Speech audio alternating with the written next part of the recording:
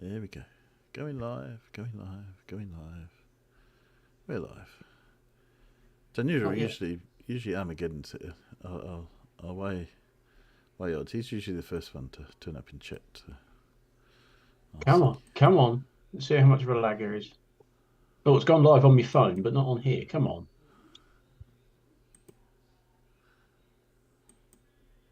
It'll get there. Blimey. And it's good Paul can get back to his mystery scientist. There we go. Yeah, I'm just typing a clue now. Ah, good. Oh, George. G'day, George.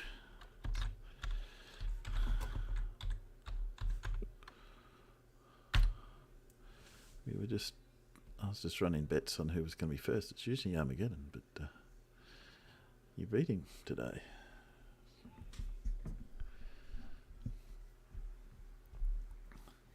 And we have a new Zoom. G'day, Larry.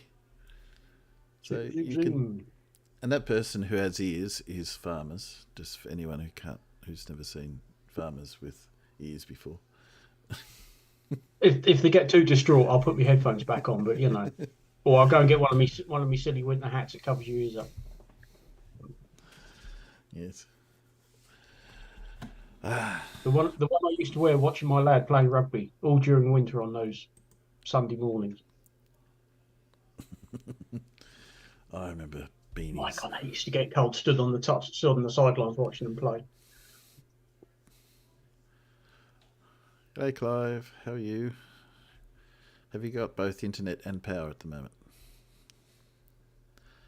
That would be very handy.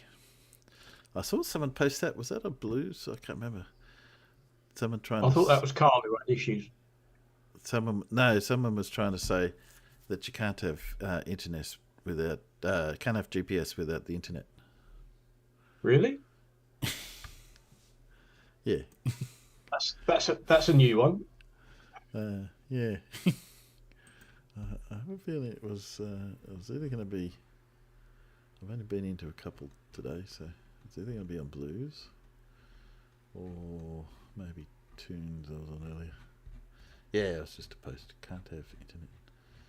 I don't know. Flat Earthers say silly things. What a surprise. Down to the bottom. Oh, it's an NASA. Oh, it must have been down here on Tunes. Let me quick look. It's just as much derp on there as everywhere else.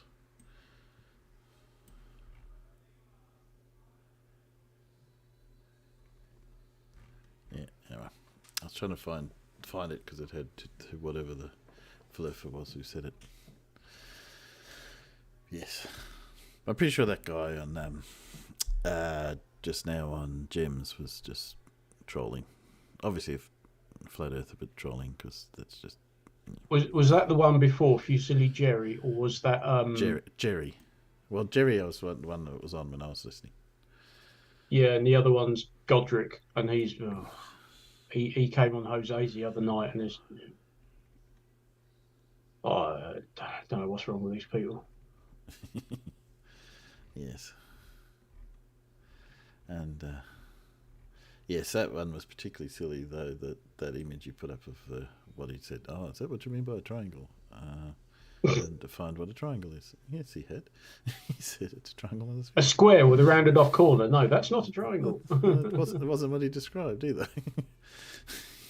It's just been, obtuse. See if we can't find who this mystery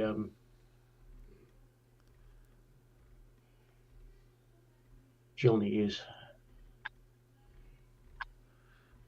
Just looking. Them up. Oh dear. So, did you watch any of the? It's been a bit of a. What's his name? The non-flat Earth pilot. His name escapes me at the moment. It was on Tunes today. Did you watch Tune? I did catch up with that this morning over breakfast and a bit after. Yeah, the pilot and the uh, the flat Earth pilot instructor chap who's The been on there magnetic field before. of Earth is basically. Whoop, sorry, you don't want to listen to that. Not yet, anyway. No, I didn't see it.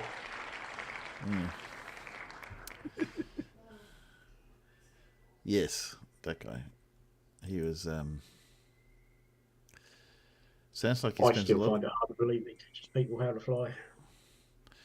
Well, he only goes up and comes down again. Like as we were saying today, all he was spent 25 doing landing. So obviously, all he does is take people up and bring them back down again. Robert Greenlee was the globe pilot. That's the guy. He's been on a few times as a globe pilot. Yeah, because he'd been on with Flat Earth Banjo the other day, hadn't he? Yeah, I had some of that. So, Block It Banjo, whatever MC Toon's calling him now. Block It Banjo. Yeah, well, if you go back to that video, YouTube, the live stream comments have been turned off because people are pointing out how it was and all the rest of it. And the comments that appear over the video now are all sort of carefully vetted and approved. So you'll only see comments of people who agree with Banjo. Anything else won't appear there. Yeah, I saw him say that he has the right to do that somewhere in the start of the video. Yeah, so yeah, echo chamber stuff again. Because I got some of that. Yeah, here's a good test. We'll test how that goes. Putting up in Zoom. Now, where it goes. I suppose I'll just go share. I predict there's a postman outside. Oh, well, there you go. Because next door's dog is barking like bonkers. I predict then, if there's a postman outside, that you might be getting something in the mail. Is it Postman Pat? Is his name Pat? I did order something. I'm just not quite sure when it's turning up. But yeah, when their dog sort of sits in the windowsill all day, and as soon as a postman, doesn't matter who it is, if it's a postman, he'll start barking. So you always know when posting around. So was it Postman Pat? No. Does he have black and white hat? Okay, yeah, black and white cat. Does he have a black and white cat? There you go. I'll be back. Bing bong. Bing bong. Ooh, I can share the screen that we're currently looking at. That doesn't sound like a very good thing to do. Let's try this one.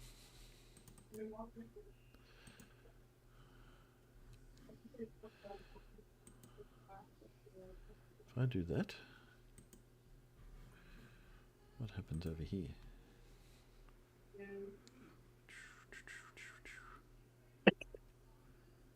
You should see that. Why can't you see that?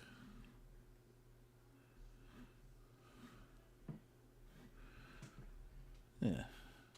I've shared the screen. Can you see the shared screen, Paul? And Farmers? Is that? You can see my shared screen of the... Yeah. Why we're there?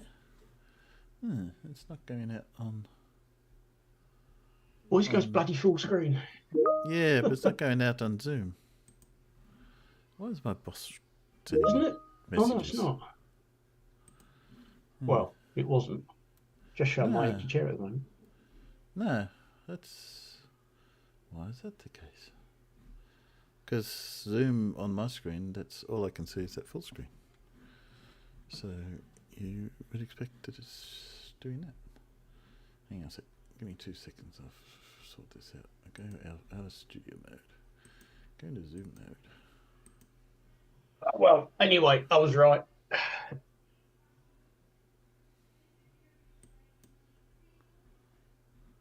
Yeah, it was the postman. Yep. Guess what's in there? And it's not a book. Oh, I was about to say a book. Guess it's No, tank? it's not. It's a model of a tank. Yeah. Yeah. He was going cheap. I thought, pretty yeah, safe, I'll pretty safe bet. I'll add that. It's only two possible things, isn't Um, A book about tanks or a tank?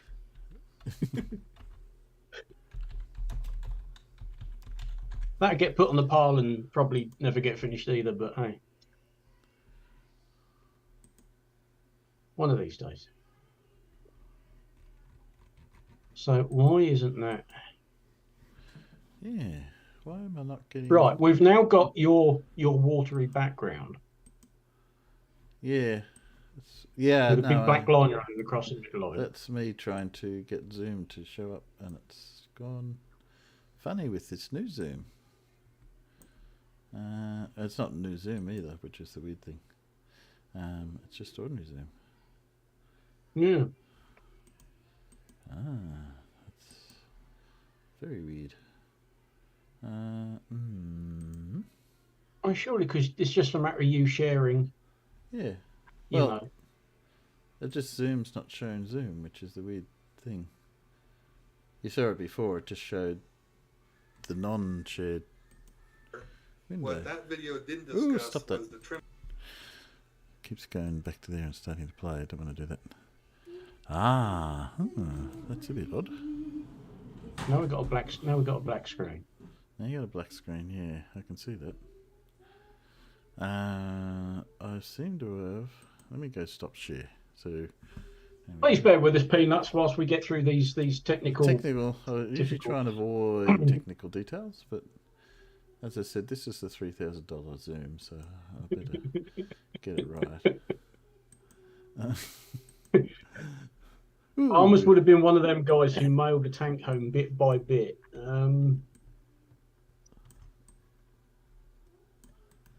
There's an extreme close up of my forehead. Oh, there I am. Oh, it's backwards. Hello, backwards. We've got to transfer the screen, so there we go. Oh, there's Blue. G'day, Blue. I missed you because I was too busy trying to get Zoom to do Zoom stuff. Let's get rid of that. Okay. So we can see you now. Now, if I go share screen, and I go share, what were we doing? We're sharing that one. Okay, share. You can see, so we can see here. that. Now we just got to wait for it to come across to YouTube because, of course, there is a. Yeah. No, but I'm not getting a lag. I'm not getting it in. Let me try this. No, that didn't work. No, that didn't work. Oh, no, now we've gone back to the water scene. Yeah. Do we have Terry had problems with Zoom too? Mailing a tank home bit by bit. What's the worst? The engine or the breech block? Or indeed the armour plate? Very much a Zoom. Hello. Hello, Blue. How are you? Hello, Blue. Oh, I'm okay. I won't be able to stay very long. I got something I got to go do this morning. Well, I'll be around for 30 minutes or so. Oh, cool. I might. So I was going to talk to you about planes, so that would be good. Huh? Well, because there's been a lot of talk about planes, like aeroplanes and flying and stuff. I thought someone's actually a pilot might be good. I was just trying to get the rotten share because this is my new $3,000 Zoom working now. So I'm just trying to get it to. Are you just using one of them or all of them? That's the one of them. But it's not sharing out to Whatsy, which is really weird. So if I go non-share, well, I might have to just I'll do it a different way. I'll share in here and then share out to the rest separately. So let's go here. Change that to there, and go to sorry.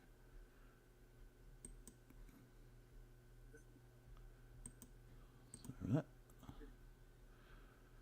It's been particularly. There we go. So you can see in here, and they can see it there. I'll just have to switch it around. That's all right. Sorry, Oh, guys, out in Peanuts. Sort of organised now. I think that's an adapter problem, so I might have to sort out my computer adapter. Yeah, no, I had. This is.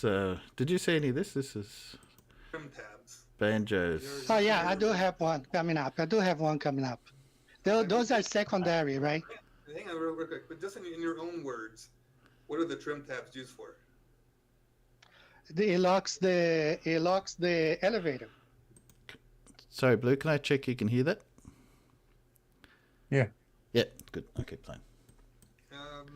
Not locks the elevator. Yeah, maybe a different term for it. Trims, right? It trims the elevator to fly level. Fly level, or maybe maintain a desired pitch. Fly level. Fly straight and level. Yeah. What do you reckon? Does that sound fair? Blue? Yeah. Can I only use him to fly level? If you're not all that bright, you should just use them for flying level. Yeah, I think that's what. If you just enjoy holding lots of back pressure on the yoke while you climb to altitude, you can ignore the trim tab and sit there and pull on the damn thing, or you can trim it to climb. Yes, that was. I'm gonna go by what the flight instructors say. Yeah. So. Yeah. This But is I'm gonna. A little bit though, because you said I could ask questions. Oh yeah, it's okay. Yourself. Partially true, because you can use trim at all phases in flight. As I take off, I would use trim to maintain a positive climb. I could use there you trim go. to control descent. I could use trim to maintain a desired altitude. So it's not just to fly level; it's to hold the airplane at whatever desired angle of attack I would like it. Yeah, yes, of course. But most of the time is used after you reach cruise altitude, and then you trim, and then you fly to your destination. Yeah. Okay, most of the time. Trust me, we use trim in all phases of flight. So I just want to be clear. It's not just. Okay. He's right about that. All right. Okay. So so that's what the flight instructor explained, and this is to control pitch. This is what we're going to be focused on since we're talking about curvature of the Earth.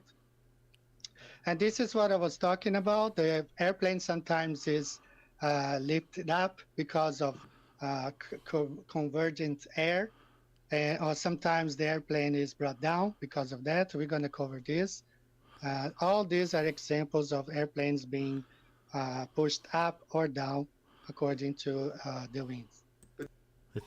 Do we really need to cover this? Because this is the same whether it's on the globe or flat Earth. This is all, pretty basic knowledge that we probably don't need to go over. Maybe can we move forward to something that's a little more pertinent to the discussion? No. This is very important because...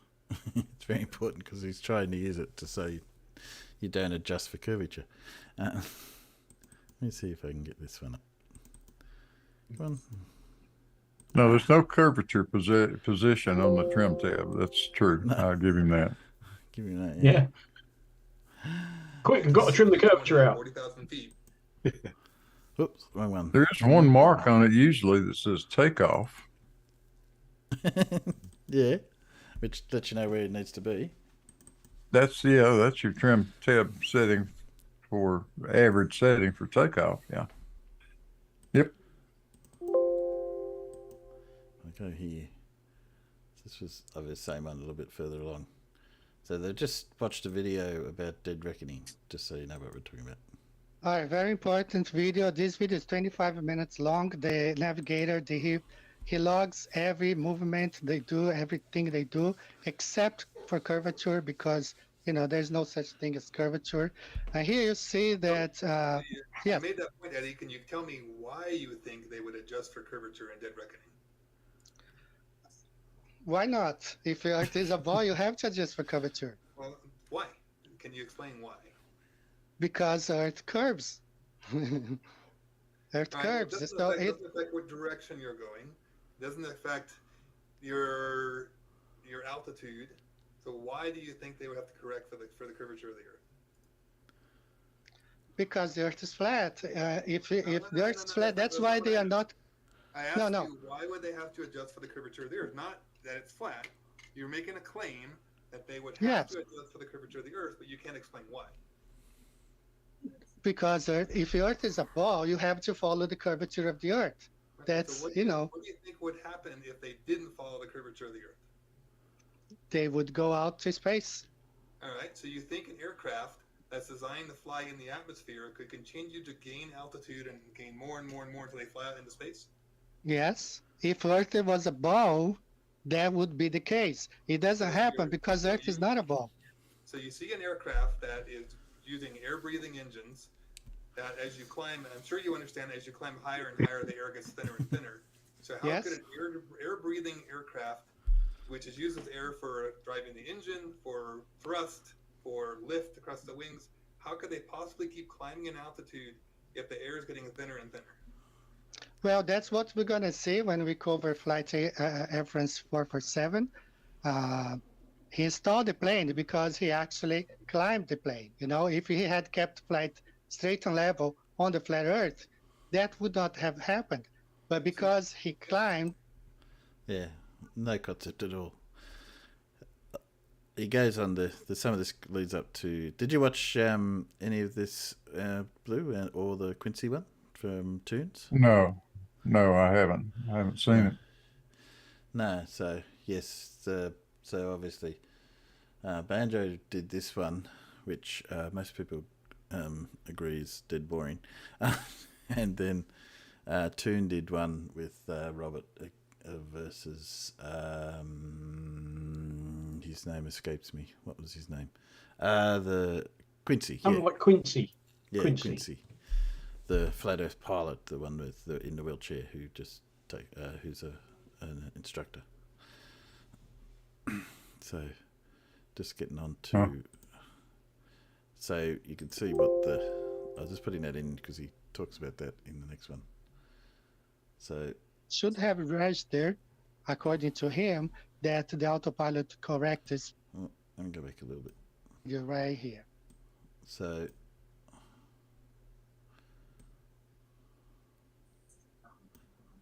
Was making corrections for the Coriolis effect, okay? And this is when everything started between, him and me, because I asked him a couple questions and he became extremely combative towards me, okay?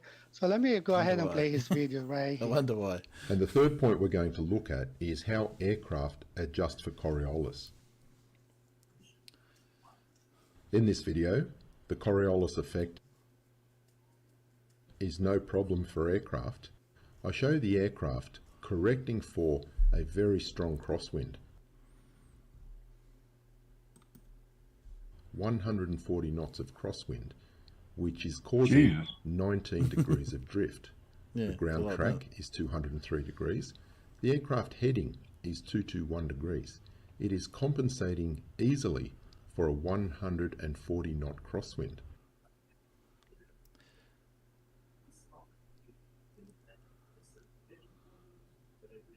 No, those are not necessarily so crosswinds. Back then I made a video. No, exactly. Apart from the fact that he's editing the video and you're not really hearing the original one, but so I'll just try and go back to that image. Crosswind, knucklehead, refers to the direction of the wind relative to the direction you're trying to travel in. Yeah, that's right. Just showing wind doesn't tell you it's a crosswind or not. Could be a headwind, tailwind, crosswind, be any kind of wind. Those are not crosswinds, stupid. No.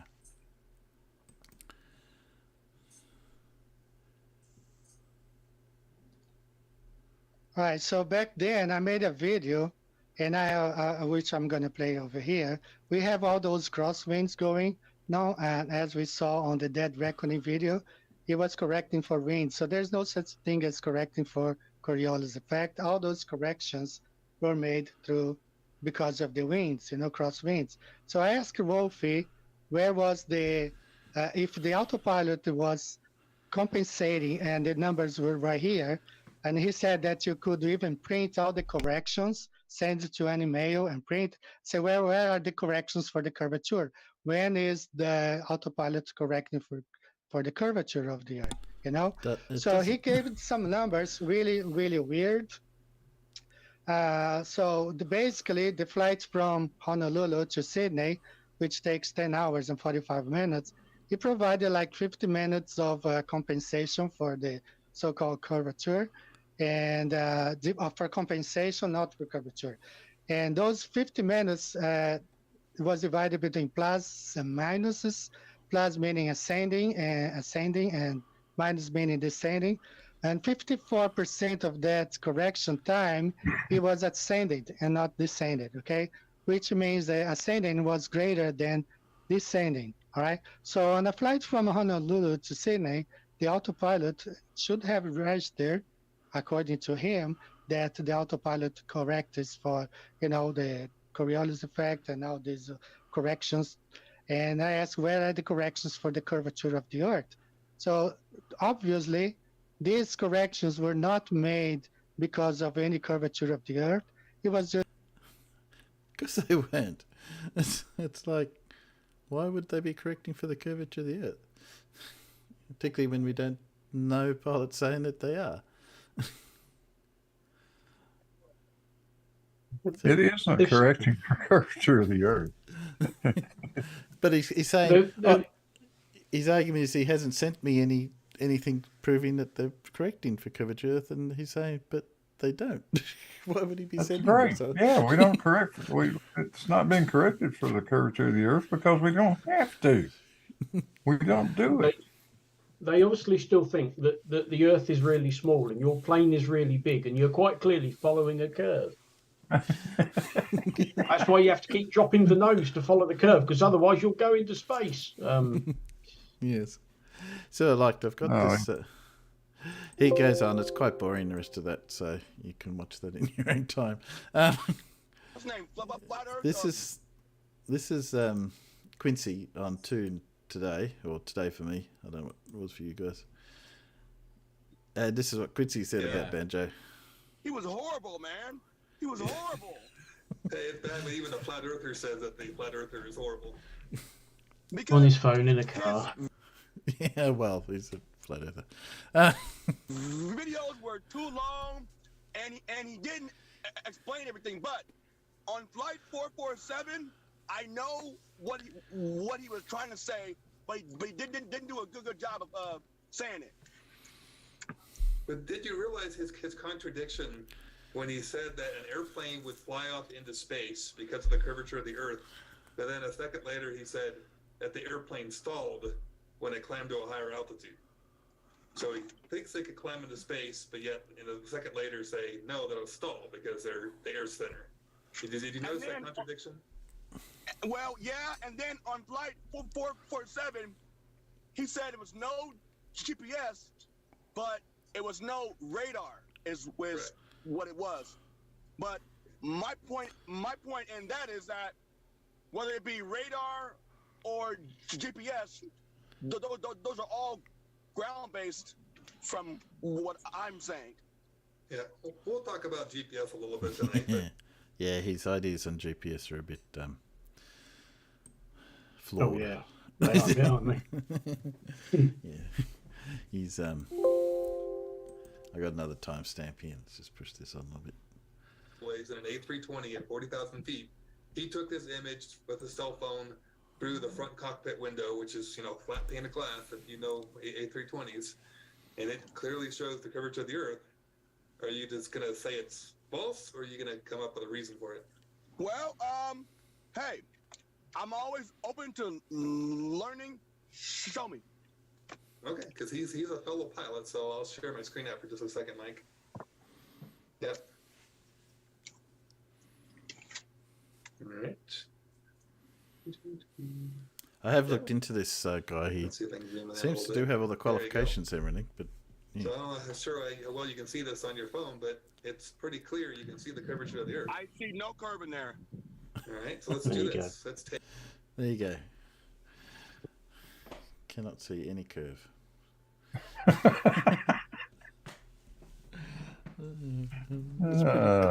Pretty clear to me. He needs better glasses. Dude, go see your flight surgeon. You've got some eye problems. Yes. Take a screenshot of it so I can draw a line underneath it. Now, I know you're looking at a little tiny cell phone screen, which is kind of why I was hoping you'd be on a computer instead of a cell phone screen, but that's is what it is. So there's your straight line. So now do you see it? I don't. Listen, man. Look. I see no curve. Okay, everybody that's in the audience in the chat, does anybody? I see no ships. Let's have a vote real quick. Everybody start blasting. Do you see it or not? I'll do a poll here quick. I'll do a poll. We don't know if that's a cloud formation or not. That might be what they call a false horizon, which can come from the way that clouds slope. It's sort of like, well, it could be, but are you saying it's curved or not? No, it's not. It's, well, if you'd said, oh, but it could be for cloud formation, well, yeah. So it's obviously straight up denies everything. Could be that washing big ball we live on, actually. So that's a good idea. Yeah, it could be. Could be. Come on. Just trying to get it, push the time forward. Come on. Why won't you go? There we go. It could be lots of things, but it's Earth curve, actually. Yeah.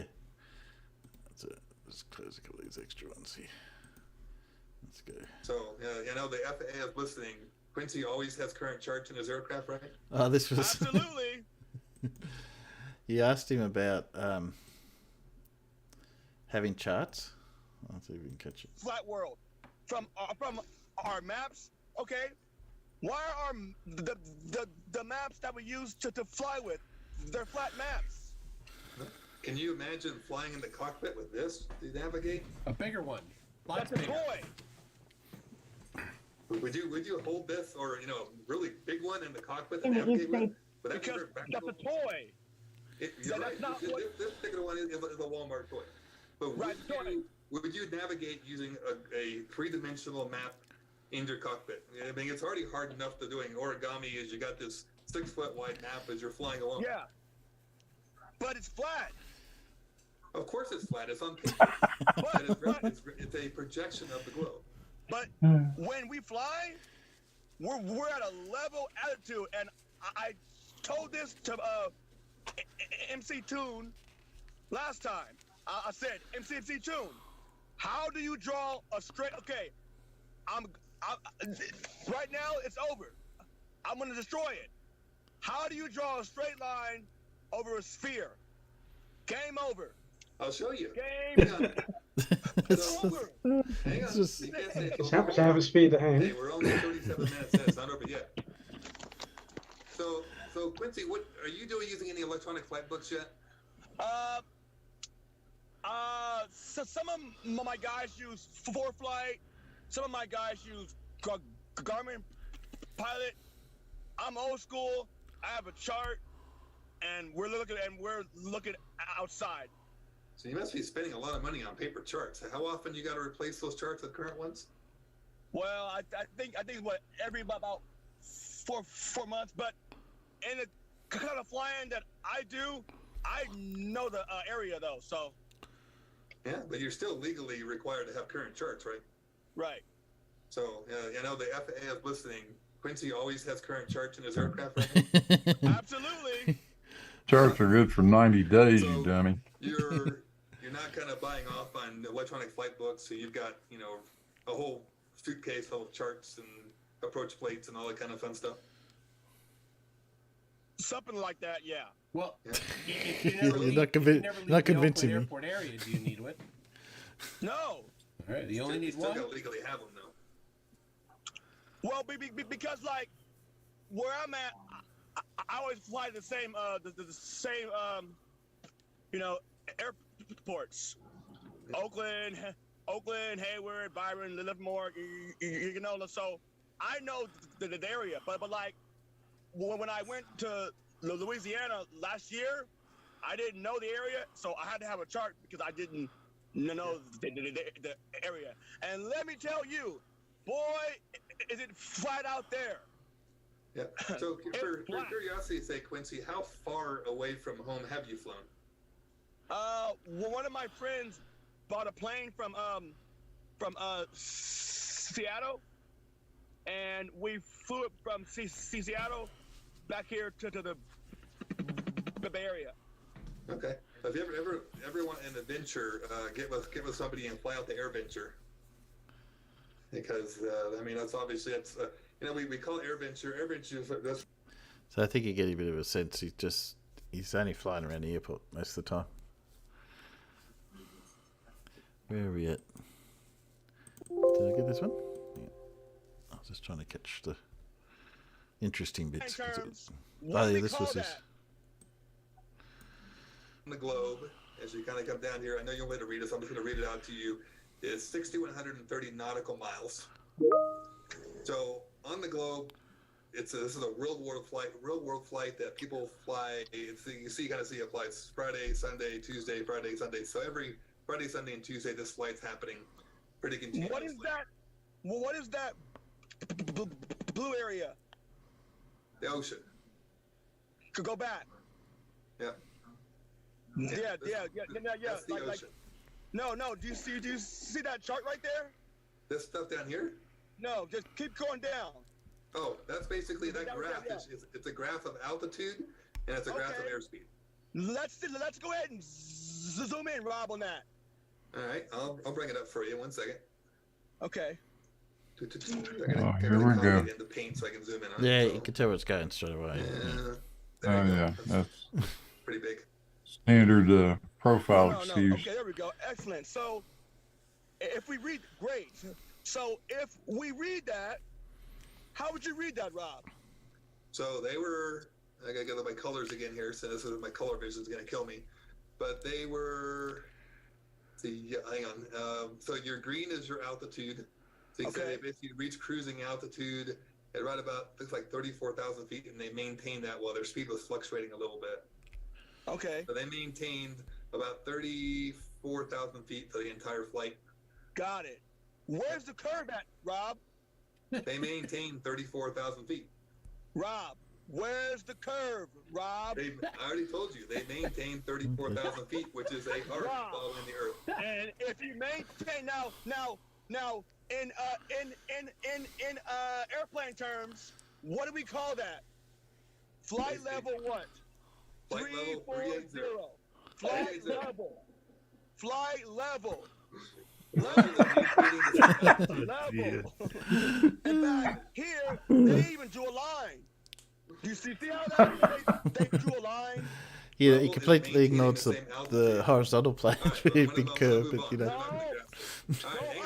I'll tell you what we don't call it. We don't call it flight horizontal. No.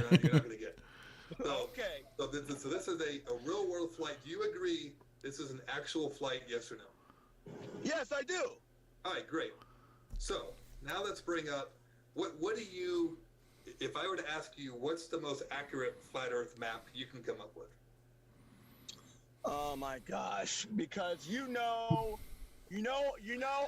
gonna talk about the AE map because that's all. You know what? And I don't even think that's even like all the way right. No kidding. So what's your best? What's the most accurate one you can think of? I would say the AE map that we use. So like Gleason's? The one that the pilots use when they do a great circle route. Yeah. So if I'm using a because obviously we're not flying this type of flights, but if you go in like the world charts, I'm just gonna bring it up. Do you think that Gleason's map? I say I'll pick a different one here. 1 second. So Gleason's. Here we go.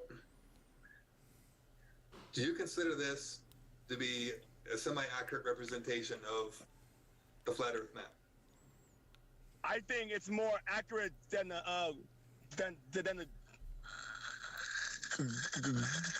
globe is. Okay, great. So let's take this map and let's look at this Sydney to Santiago flight.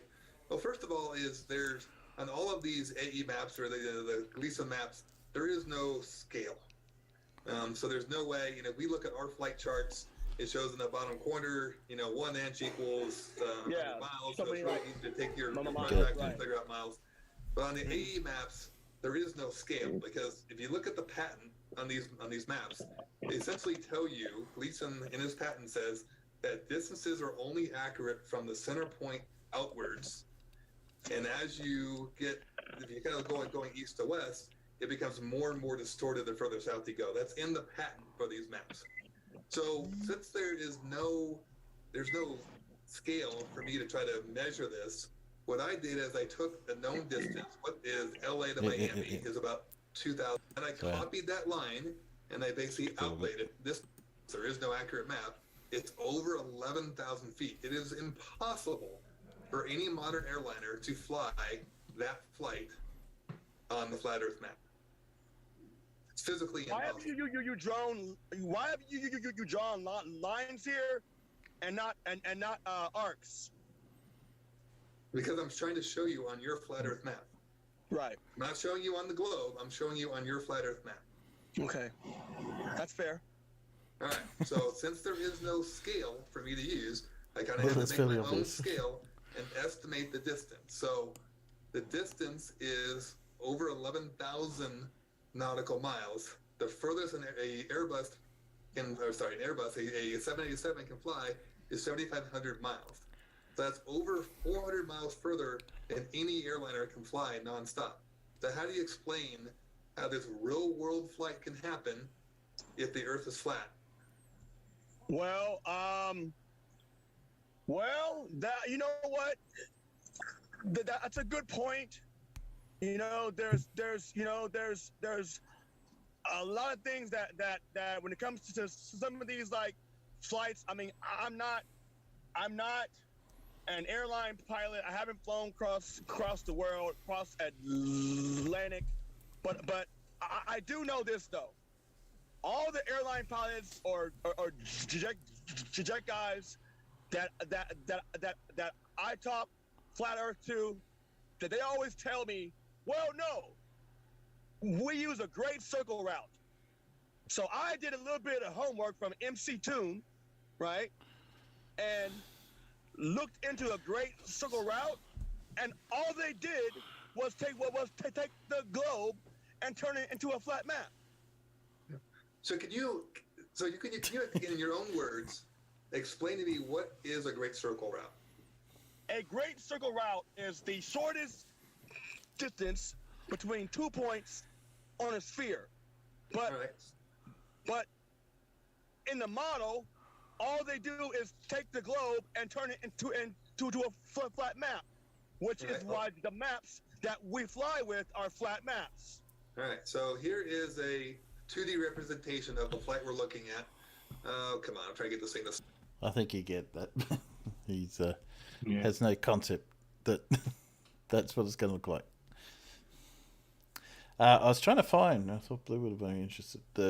He was trying to talk, what is altitude? Like, how do you tell, how does the plane know what altitude and what trim? How does it work it out? And Robert got the severe impression this guy didn't really know properly how that works, which was a bit scary for an instructor. And it's a bit, yes, unfortunately, I don't know where that is. I'll have played that bit, but yeah, it's back down there somewhere. Unfortunately, it's 3 hours long. We don't want to go through that, and Blue's a bit limited. I've got a couple other timestamps here, just to see what they were about. Come on.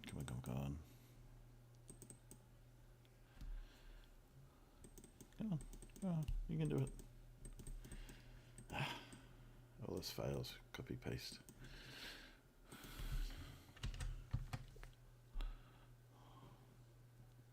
Strength of the GPS satellites, I guess, right? Fantastic. So it sounds like you agree that GPS is satellite based. No, I don't. You No, just said it's the I don't signals at all. banked up with satellites. Well, quote unquote satellites. So, But I mean, remember. All right, so you explain to me, if they're not satellites, where are these signals coming from? I think it's all. If you do a homework, right? Yeah, I have. Trust me. Okay, so if you look up the history of airplane navigation, right? Everything from like dead red reckoning to NDBs to VORs, right? Right. Even the old Loran, it's all ground based. Yeah. So what were the limitations? Hang on. So what were the limitations of things like VORs? Like things like slant range error. They were too far away that they would only work via slant range. So if your plane was too far away, have you ever gone out of range of GPS? Me, I know there's okay. Look, there's times even in my car where I don't even get good, quote unquote, GPS coverage. We're talking more about airplanes. Because in your car, it's actually pretty easy if you're driving around the city and you're getting between too many buildings, it can block the signal. But let's talk about airplanes. Have you ever lost GPS in your airplane? Not that I'm not sure. You know, I'm not even. You know, like I mean. Every time it gets cornered like this, it's. Have you ever lost GPS in your airplane? Yeah. Not radar. It's a bit of a tell. GPS. No, that's not about radar. I'm talking about GPS. I'm not even paying attention to that stuff. Dude, it's a simple question. Have you lost it or not? Well, I don't know. You know, I mean. Let me help you. Because I can tell you, if you lose it, you start getting all kinds of crazy G1000 warnings saying you lost it. So you know it. Quincy, just say no. You've never lost it. We all know. You don't need to try to avoid it. It's not helping. Well, I mean, okay, no. Okay. So the issue with things like VORs is, you know, VORs, MDBs, they have limited range because they're ground-based, right? Right. So, but GPS, as you're flying along, it doesn't matter if you're, you know, flying over the United States, flying over the ocean, you never lose it because the signal's coming from satellites. It's not ground-based. If it was ground-based, you would have that issue of, oh, I'm losing the signal because I'm too far away from the tower. But that never happens with GPS. As long as you got a clear view of the sky, you've got a signal. Until like you said, if there's a building or something blocking it, or if I go under a tunnel. I sure hope you're not doing that with your airplane. Yeah, what the heck are you doing, Quincy? Do not fly your plane through tunnels. Hey, who was that? That guy. Yeah. Red. I think you get a fair sense where this guy's going. Most of the way through. I just want to hold you up if you needed to go.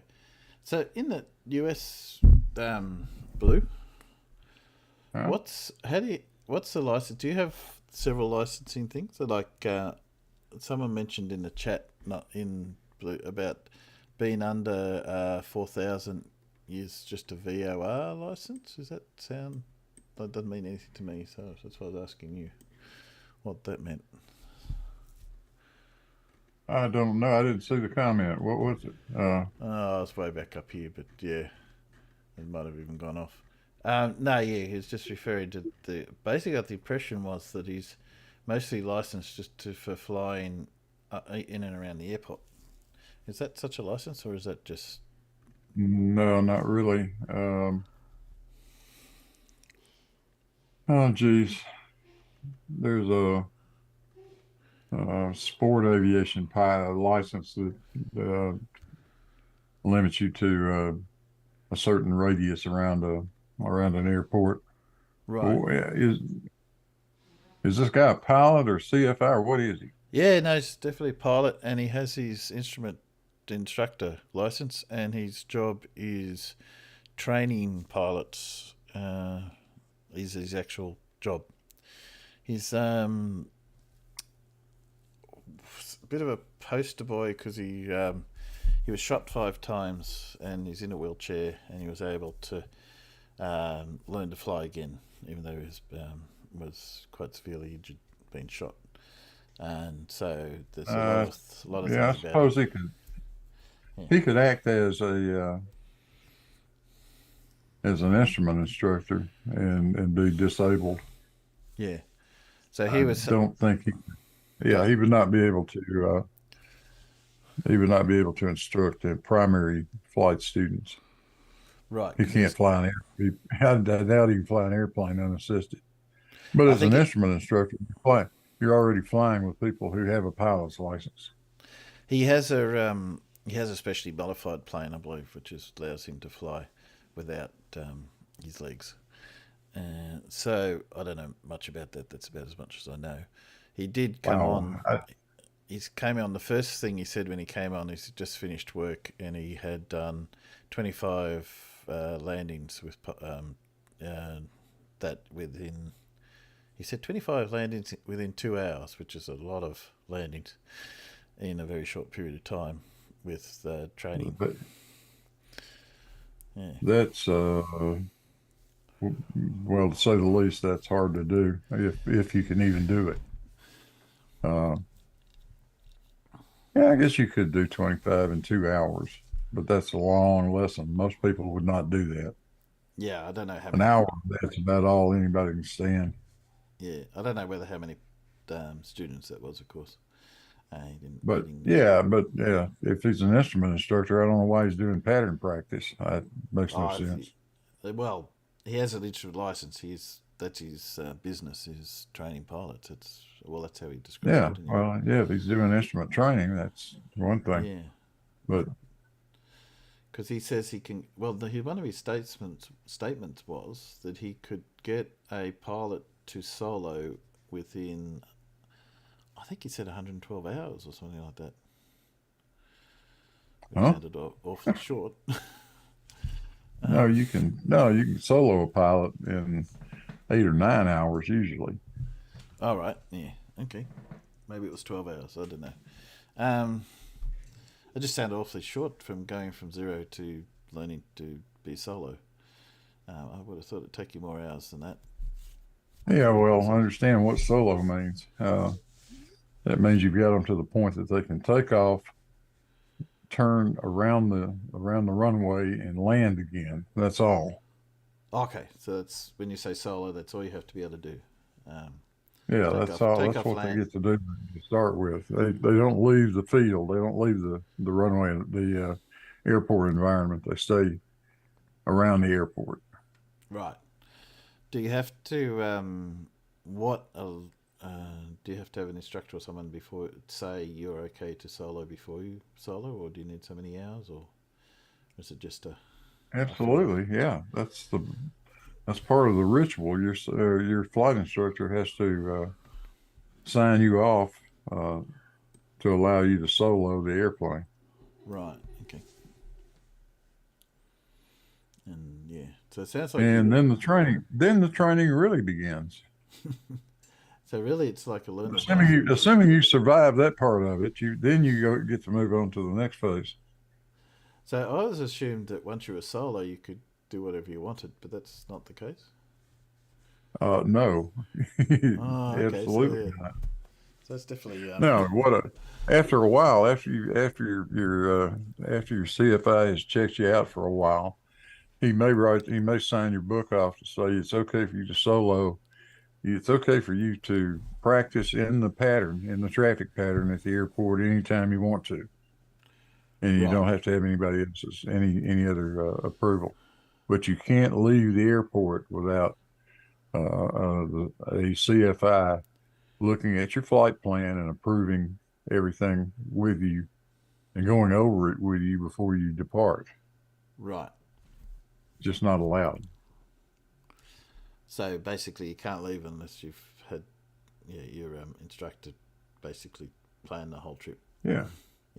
Yeah. Okay. And I suppose there's a point at which then you don't need a CSI. Is that when you get a full license, or is it? Yeah, we're not particularly fond of having our students take airplanes out and forget where they put them. And that can happen. Odd places like the side of a mountain or something. Yeah. So we kind of want to see their flight plan. We give them they don't get to pick where they go usually, unless they can come to you and say, hey, I'd like to fly to this or that. But we generally pick the airport for them for various reasons. Each one will have maybe a little different challenge. Maybe you'll select an airport for them to do a cross country to, which by definition is an airport that's more than 50 nautical miles away. And ideally, you find one that's 51 nautical miles because you don't want them to have to go any further than they have to go. But we might pick an airport that's got right-hand traffic, for instance, just because that's unusual. It's something new that something different they've got to deal with. So we like picking out airports that are hard to find. So what do you Small have to do? Airport. Trees on both sides of the runway, so that it's really hard to see it unless your navigation is good. You're not just going to get lucky and say, oh yeah, it should be in front of me, but it's way over there. No. If your navigation's off, you won't find it. Yes, there was a point in the beginning of this video where he's talking about the eyes being, I won't go all the way through it, but talking about natural gyro compasses. Eyes are natural gyro compasses. Is that a natural gyros? I think he says your eyes are gyros, which is. I've just been reading up on this guy. I had looked at this before. Prior to him getting shot, he was already an instrument-rated private pilot, and he'd just passed his commercial pilot knowledge test. And as part of the celebrations of that, him and his girlfriend were he was getting his hair cut. So he's getting his hair cut, and this guy comes in and starts hitting on his girlfriend, and they sort of, said, look, it's not happening. No, you can't have a phone number. Please go away. So he did, and he came back 15 minutes later with a gun and shot this guy 5 times. So he's paralyzed from the waist down, but in 2018, he passed his flight instructor's courses, checkouts, what have you. The planes he flies are adapted so that he can control the rudder pedals with his hands. So he was already an instrument-rated private pilot before he got shot, and he was well on the way to becoming a commercial. I think he wanted to be a commercial airline pilot.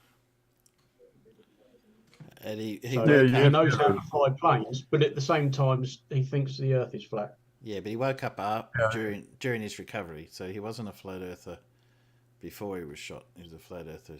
He became a flat earther during recovery. That's what he. Yeah, he puts the. Yeah, the shooting woke him up to the truth. Blah blah blah.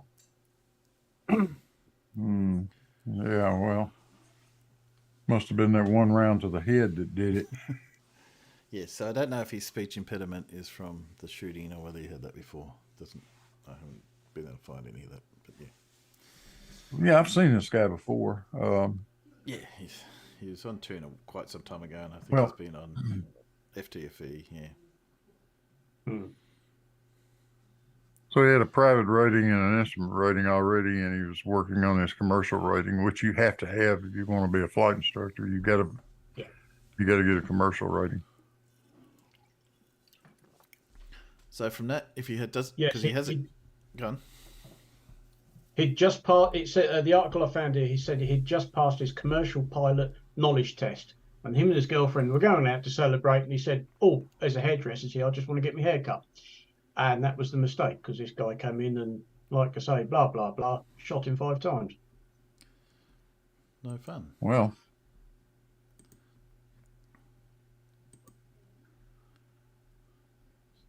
There you go. Yeah, so, because, that was one of the things. That's why I asked about the natural gyroscope thing, was something he says he tells his students. I just wondered, was that... I have no idea what he's talking about. No. I really don't. I don't think of my eyeballs as gyros. Yeah, and that's how he can tell the horizon is level. Yeah. So, well, whatever. Yeah. So. No. Oh no. So that's where that is. Maybe I could have gone into more of that. There's a few things in there, but I'd recommend you might find that one, at least the tune one, more interesting. I think you'll find the banjo one just outright. Well, you'd have to listen to you'd have to listen to banjo, which would be enough to put anyone off. Banjo's a complete idiot. He's a bit hard to listen. But at least this guy, he does know about flying, but he's some of his ideas you think. Okay. No, yeah, the guy's not making any huge mistakes other than thinking the Earth is flat. Yeah, but mind you, he hasn't flown very far either, so definitely not. But hell, if all you're going to do, is just sugar put around the local airfield, it might as well be flat. Who cares? yeah. Can't say he's speaking from example. Yes. Yeah, you wouldn't be making a huge error by assuming the Earth is flat if you're just doing local, flight training type stuff. No. Did you get Paul's thing already? So just flicking back up the chat. Stainsaw Elam. Yeah, my Google food is good. I was going to say you beat Clive Wells. It's always good. I was going to go through, we better do Paul's his thing. Flick back up. Oh, Blue's already got it. Cellular automation. What does that do, Paul? Don't you know what a cellular automaton is? No. So I was just reading it. Well, there you go. You've got some homework to do then. Does sound like it. Yeah. I thought aren't you like when you ask your mum what the word is, and you're just like my mum who would say, "Don't look it up in the dictionary," and I'd say, "But if I knew how to spell it, I'd need to look it up in the dictionary." Yes. Anyway, yes, I will do that because that sounds interesting. Just looking at that guy's there. Okay. Cool. Well, have you ever heard of the game of life, Timbo? I have heard of the game of life. I've got the life, not the board game. Oh, yeah, that was what I thought you meant. I've played the board game. No, the little computer game where you have little cells that are either alive or dead. Oh, okay, and you got to put them together and see if you can create a sustainable.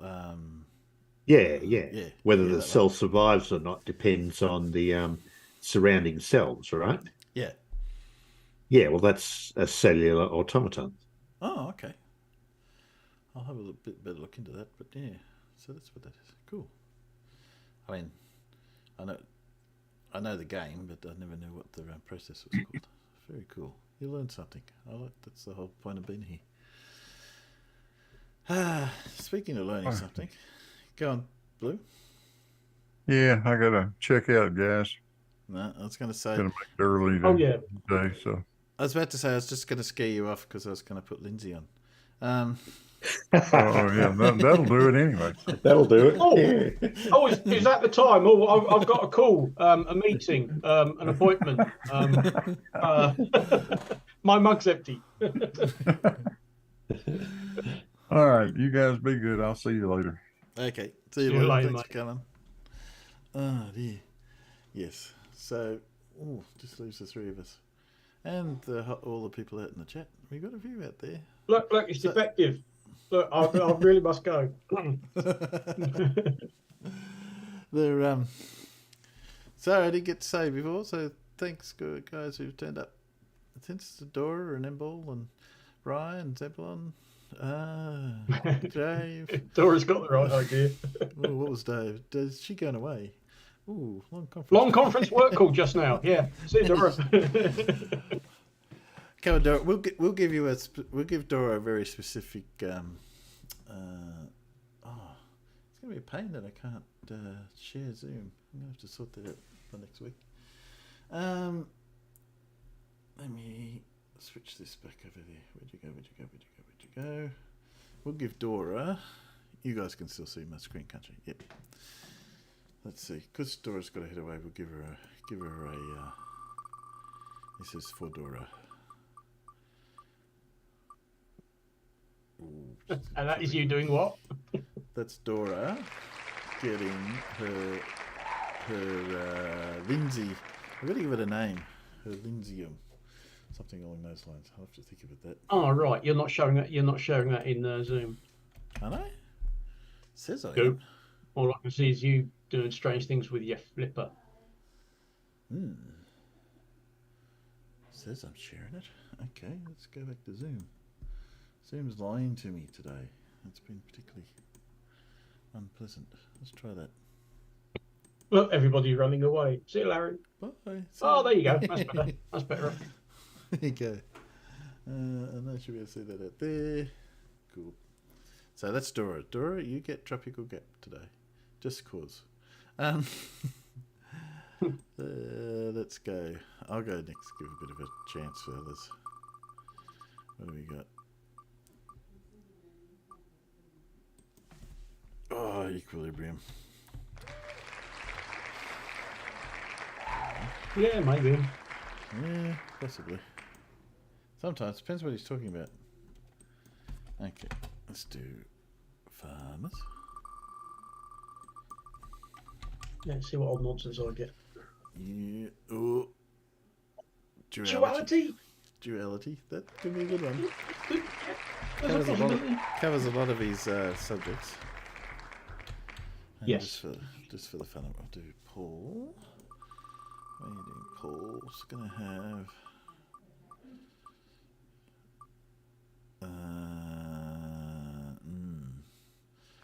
Now, that could be one of those ones like Matt got, we didn't think he'd get it, and then suddenly 15 times later. There's no challenge with Lindsay, is there? No. And the rest of the peanuts...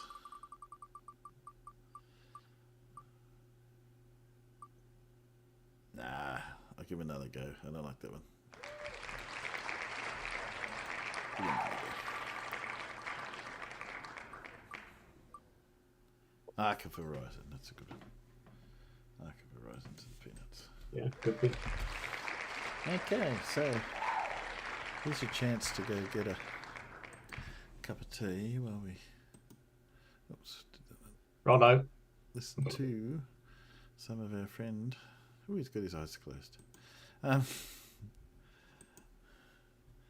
We will put on Lindsay speed. I might go 1.5. It's a long one. You can tell his camera, look, 29 and 59 seconds. So goes the full length of his camera. The magnetic flux So, system. Untold before, never heard of before. You'll only get it on this site. This goes against all the indoctrination, all the false science, physics regarding the spinning ball Earth. Here's the truth. Most of it's found, well, it's all found in all ancient texts, mythological stories, legends, in your all head. religion. So today's video You make it is up. not nothing specific. It's just about a few things I'll touch on. For those who have been following me, you can click on. It's regarding past videos. Go back and check out the site. If you haven't been here before, check out a few of the videos. Stuff never revealed to man before. A lot of it. After this video, I've got one of the most profound, but divine, it was all available most in divine books. information ever told regarding our realm. Never heard before. You'll never get it from science anywhere. You'll only get it on the site. So be watching for the next video. Yeah. So this one, we'll touch on the Sun's Analemma again. Where is it? And how... First of all, let's go back to the Bible, okay? You've heard of Revelations. You've all heard of the old 666. You've all been deluded, falsely... People have falsely misinterpreted it, misunderstood it, as being the devil, 666. All the Christians think it's just Satan. They're all wrong. I understand the whole Bible. You can't say I don't. You just can't. Yes, I know it. Okay? Well, I can. So trust me when I tell you this. Revelations, when they talk about the beast, they talk about the cattle, talk about the serpent, the snake, along the ground thou shalt go, and over the fields, over the cattle, over the beasts. The beast is the powerful centre of the northern hemisphere, trapped in here, the choke point, confinement. That's the beast. It's the strong force. This is the weak force. It's the same energy out here as there is in there, but look, it's more widely dispersed. So it's the weaker force. So if you took a magnetic field cycle, which is basically what Earth is, it's a magnet, and everything's to do with the magnetic field, but the fact that we are created from the dielectric, the magnetism doesn't affect us. But because we're from creation, we have to have our own magnetic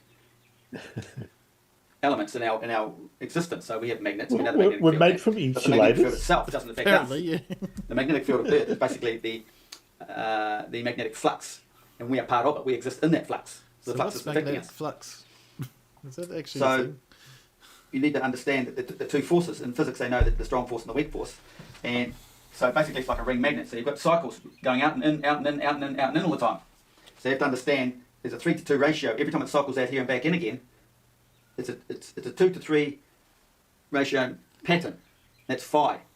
That's what it sounds like, 5, because 3 and 2 equal 5. So it's getting a wider dispersed cycle out here in the bottom of the analemma. It's a wider dispersed field. And then you come back into the tighter field. So at the end of the day, the energy is the same overall, but because it's a weaker field distributed widely, creates this ratio difference, 2-to-3, which keeps the field flowing, seeking equilibrium. Okay, I've touched on that quite a bit. Equilibrium. And I'll move on a bit. That's me. So you have to understand, a lot of people haven't known this, that there's 2 sun analemmas. We've only been told in science that there's one in here. There's just one analemma we see in the tropical gap. But no one actually sees anything in the tropical gap. We all see it on our arc of horizon. Every man is under a dome. Sad all about it. It's an arc of horizon. See, the Earth has got one. This is north.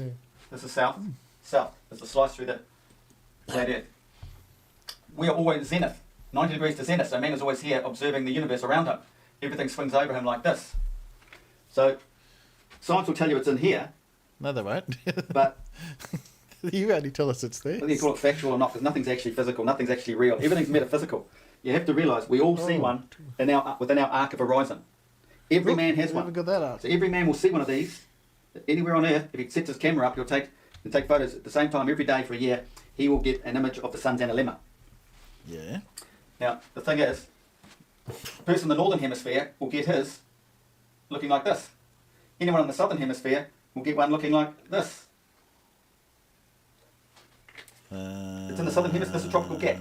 Nothing's really going on in here, but you have to understand that that's our earthly realm's place of creation, because this tropical gap represents the centre of creation, the centre, right in the centre there, the centre of the hyperboloid, the express field that creates the torus field that we all dwell in. Torus field. The torus field, the electromagnetic field is what Einstein, all those guys called the. We're going for bingo today. General relativity.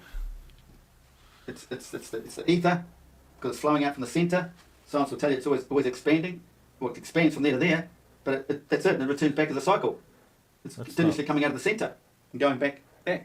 Positive over the field, negative under the field, across the Earth. So you have to understand, everybody's got one of these. Obviously, it's got a ball. Arc of Horizon's winning, Sibler. So we get one out here in the south, and they'll get one here in the north. Everybody has one, because they're all on a meridian from there to there. Everybody on the flat Earth is on a direct line from north to south. Isn't it? So it gets a northern image and a southern image.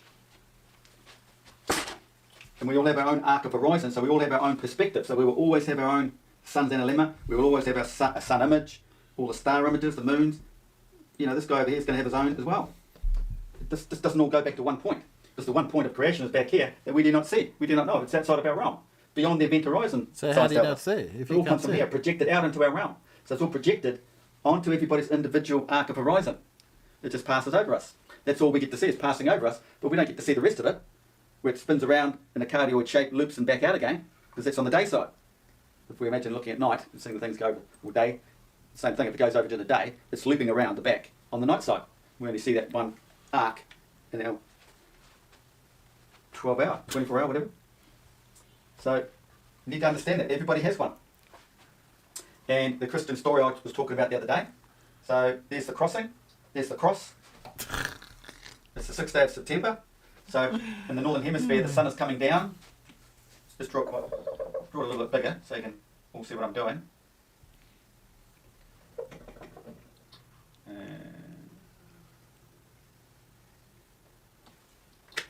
How do we get this? Because the sun comes out of the south in the southern hemisphere.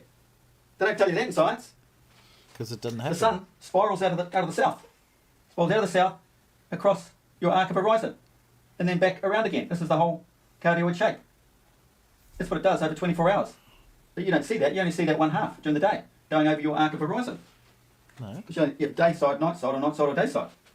We don't look south. This is why we get the two analemmas.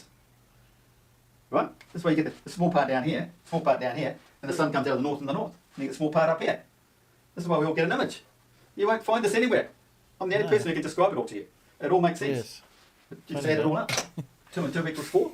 Quite simple. Where are we going? The Christian story. So that's the crossing, right? So the sun is coming down, and it only happens in September the 6th. It doesn't happen on the other. I'll go through it. Pretty sure it doesn't. And the other equinox, the other. Doesn't know. It doesn't. Hang on.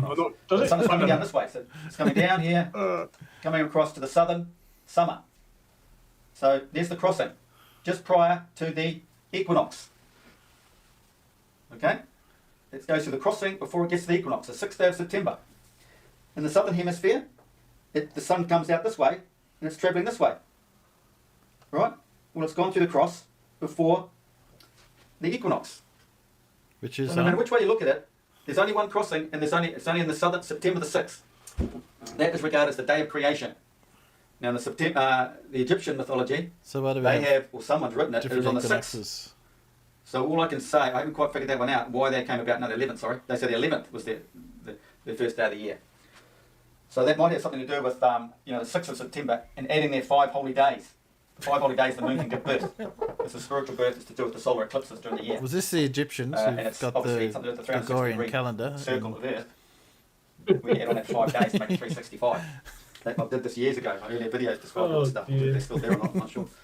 I did take a lot down. Oh, it's good that they had the Gregorian calendar 5,000 years before it was the day of creation. The day of creation involves the story regards the existence of Earth at the same time as man being awoken into his new world, his new life, his godly realm, his spiritual awakening.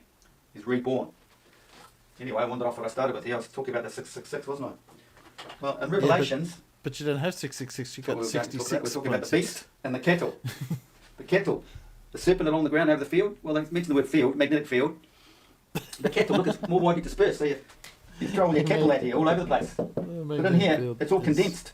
That's why it's the beast. Cattle. This is the cattle. And then it goes on to talk about he who knows, or whatever it says in the Revelations, he who can understand, the 666.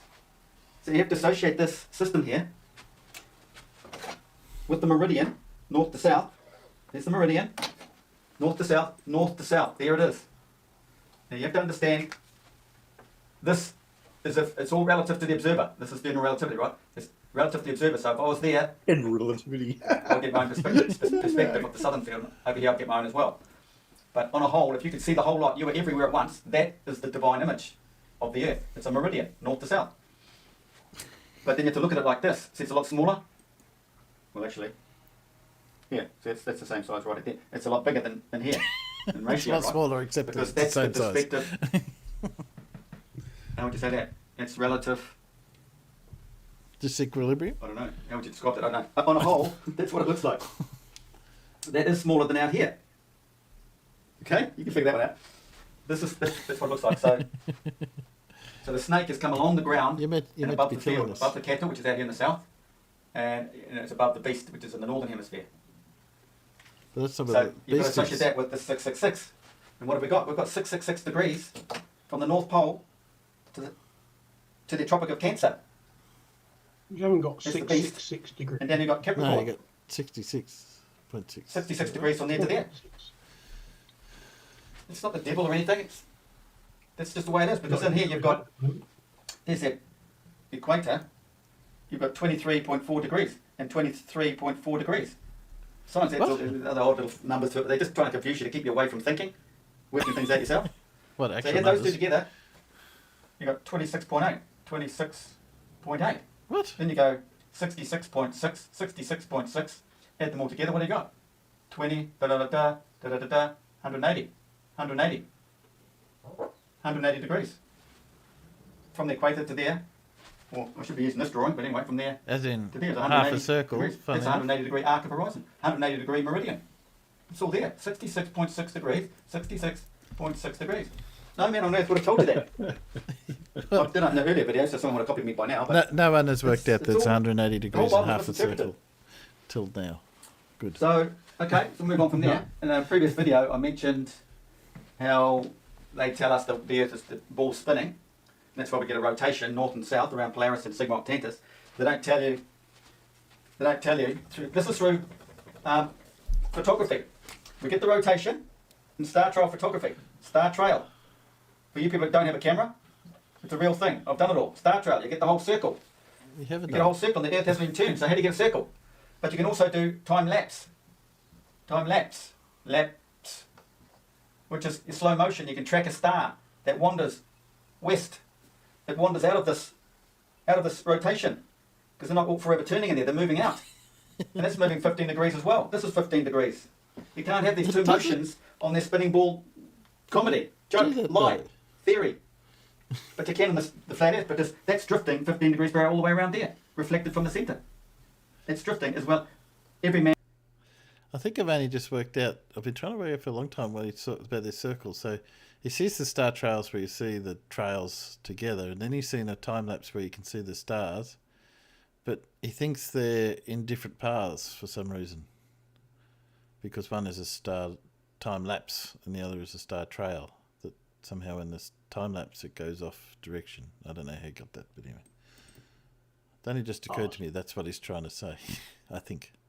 Well, you never know with him, but anyway. And has this arc of horizon, remember? So he only sees his view north to south, so he's getting his rotation around Sigma Octantis there. But if he puts a star tracker out, it comes out of his horizon and starts going around that way. The stars, because that star will wander all the way around there and back to there the next night. That's how that works. Why am I going over this again? Because I didn't read this, that's right. So, west per hour, moves 15 degrees west per hour, the stars as well, this rotation. But we can stand out there with our eyes and we can see the stars doing this drifting. We can observe that, okay? So common guys just stop and think, what the hell is he talking about here? Because we can see that, but it takes photography to see the two motions, because they trick you. Science tricks you and tells you you get this rotation, which you don't see with your eyes, but you do with photography, and that's why you live on a ball. But they avoid telling you the extra 15 degrees in a different route. But it doesn't do that. They only tell you half the story, keep you in the dark. It doesn't do that. Treating you like dummies. Okay? So we can all observe the stars, they're slowly drifting like that, but it's through photography that we can see the two motions. Understand that? So you've got a 15 degree west per hour, not 1 degrees per hour, like they tell you the spinning ball's flying around the sun. But that's only one degrees per day. Just have to use time lapse because it's so bloody slow. Yeah, but the star trail and the time lapse are the same thing. It's just that one you leave the dot behind, the other you don't. It's the same rotation. The ball Earth is supposed to rotate around the sun over the year, but those stars drifting west don't disappear till the same time next year, do they? No, they're returning back around here after 1 day, 24 hours. No, they're drifting around over our flat Earth to return back at the same place every night. Just at a different time, because it is the sun's movement that creates time, not the stars, and the sun is 4 minutes quicker than the stars. Okay?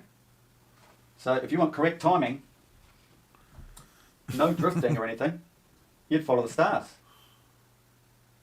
Because the sun is racing ahead by 4 minutes. The stars always turn up at the exact same place every day for eternity. Every day it'll be there on your Earth. I think that's quite right. But the fact is the sun keeps moving around. So you lose track of the star. You can actually get lost in the light of the sun. But the star just proves that Earth isn't flying anywhere. The star stays exactly there. Just like Polaris is going to stay there forever and ever. Despite all the bullshit you're told about it moving off. No, it does not move off. It's the Milky Way that turns. That's another story in here. But Polaris always stays dead centre. Because Polaris is actually the sun. Check out my earlier videos. Now, here's something else. In religion, it doesn't match some of the other stuff. That's what they have on a globe. But there it is on the flat Earth from north to south.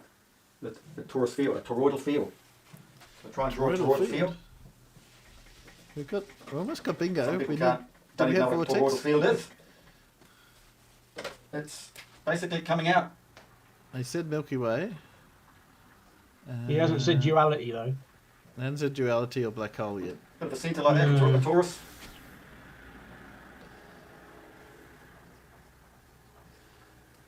Arc of Horizon's winning today by lots. Obviously, you really need it on a 3D, don't you? I think so. I should draw it on an angle, but anyway.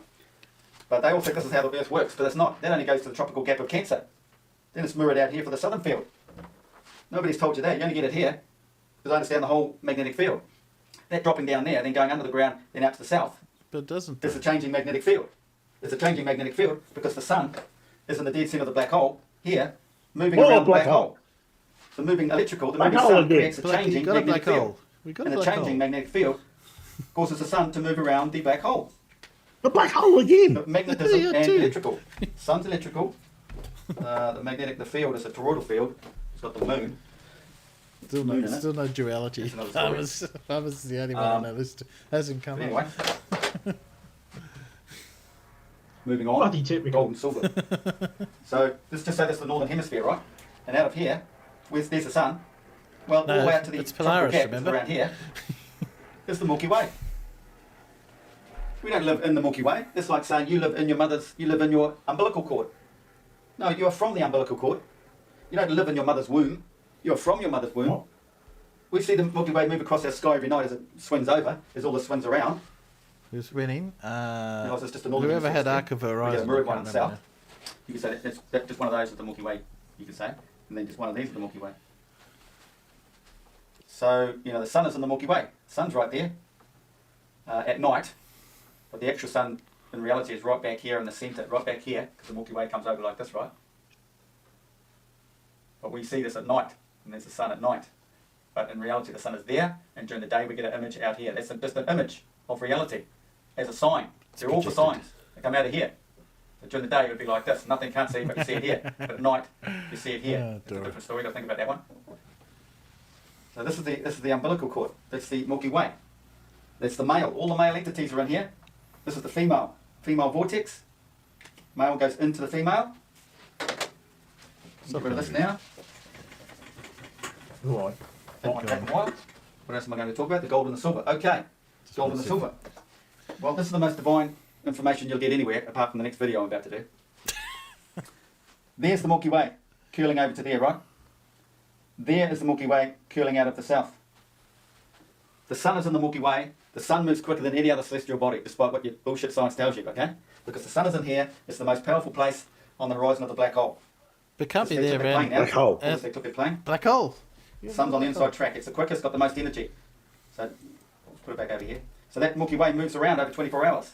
And it catches up, and it laps things. It'll catch up and lap the moon. Full moon. The full moon will be out here, behind the sun. Because the sun projects itself across the black hole to daytime. So this is all daytime black hole again. out here. Black hole, yep. So the Milky Way will swing around at night. It'll come up and catch the moon. Let's draw it there, okay? Then you've got the sun in here, and you've got the moon in here. But this is where you get the term gold and silver. In all ancient texts, biblical, whatever, legends, myths, gold and silver. That's why gold and silver is a big thing down here on Earth, because we're in the physical world. You've got to think of the spiritual world. It's as above, so below. The sun, the whole Milky Way, catches up. And gold and this is man's divine hour. The divine hour is when there's an alignment here. That's his divine hour. When this Milky Way reaches this Milky Way. It's all described, crossing, when he crosses the Jordan, or crosses the river and crosses the water to the other side. Because there's a flow from there to there. The north to south flow. It's the only passage. All these terms, they're all biblical, divine. We have the same thing down here on Earth. That's the only passage to pass. The end. Oh, the. Oh. Sorry. Right, let me just quickly add up how many times he said duality. Carried to none. Okay. He said everything. He said everything on my list except duality. He said Milky Way like 15 times. Arc of Horizon won by heaps. Was it Dora had Arc of Horizon? I think. I got about 4 or 5 black holes for Paul, so Paul came second. I had one equally. Yes, as Dora says, please give praise to the SD card. That it can't take anything more than 29 minutes and 59 seconds. What I love is the next video he doesn't continue on from where he was. It's just like no.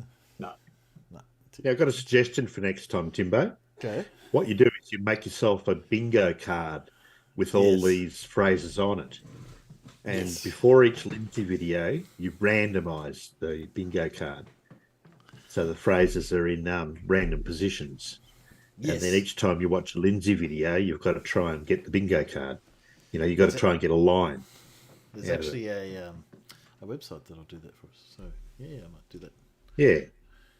That was a good one because it was just like everything came up except for duality. Like that. Boo. Boo. Says farmers. Boo. Boo. What have we got? I think there was a. I think I haven't got it keyed up, but I'm pretty sure there was a new. Was it only 2 tropical gaps, Dora? I thought it was more than that. Tropical gap. Where's my list? Tropical gap. I got. No, I only got. Shortest way. I only got 2 tropical gaps, and I got 1, 2, 3, 4, 5, 6, 7, 8, 9, 10 Arc of Horizons. So, Arc of Horizons won by lots. So let's put this on. This, so I can nick up and grab a drink. Oh, good old Everett. Good old Everett.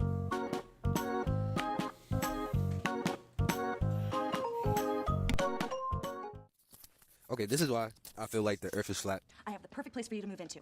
It's lonely, it's grungy, it's creepy, it's you. The basement. Kelly, you may have just hit on something. Someone had asked Donald Trump. Someone asked him if the Earth was flat, and he was like, "I've flown the most fucking miles on this planet, and for what I can see, the Earth is flat." Lots of cool guys live in the basement, right? Oh yeah, the coolest. Uncle Fester, Cousin It. And I had stumbled upon a video by Eric Dubé. I suggest everyone to go check him out. Stupid! You are made of stupid! And he explains how Copernicus, who was basically one of the first people to support the heliocentric theory, he was actually a Freemason, right? Geez, Hermes, you seem awfully calm about this. Don't worry, I have a plan. I'm going to jump! No! Do a flip! In the Bible, it does speak of a firmament, right? Well, the jerk store called. They're running out of you. What else? Also, Albert Einstein, the theory of relativity, Nikola Tesla said that shit was bullshit, right? And then Einstein is also a Freemason too. I don't want to live on this planet anymore. So, even if he was. Not Isaac sure he Newton, was. How would you know? he said that an apple fell from the tree and said that was gravity. Gravity? No. Who gives a crap about gravity? What gravity was?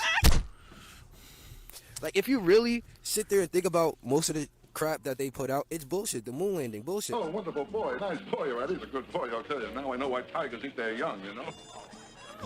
Why are they hiding what's going on in Antarctica?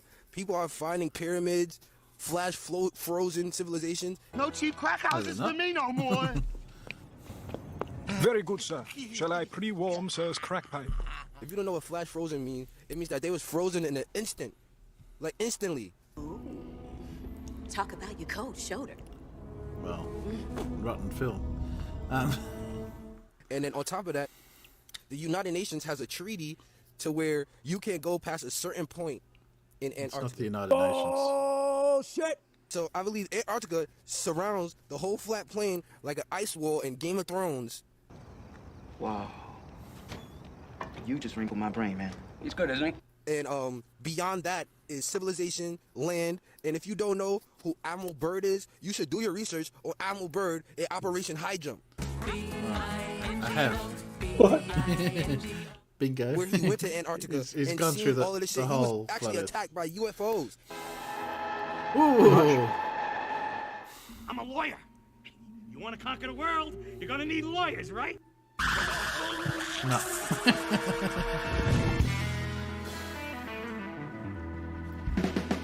Yes. Mars Attacks, what a film.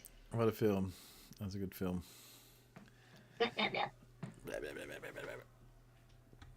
Yes. And putting the head of the dog head on. Oh, yes, there's a whole lot of things in that film. Free bingo cards. Yes, Dory. I think that was what I was. Might look into that one. Yeah. Ooh. No, I don't think I never bothered looking this one up. I haven't seen that today.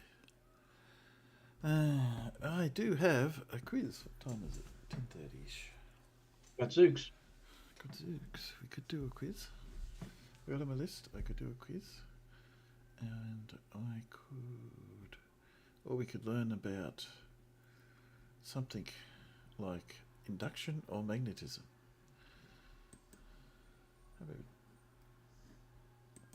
about we do a quiz? Actually, what I'll do is I'm going to put on the induction video while I load up the quiz. So this is all about induction, just in case you didn't want to know.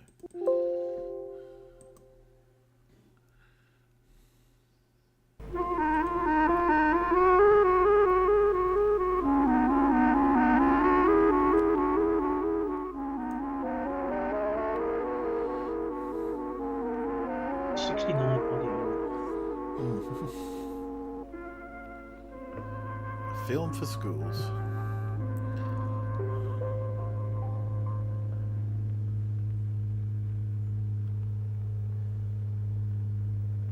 Could have got a smoother sphere, but anyway, it's working.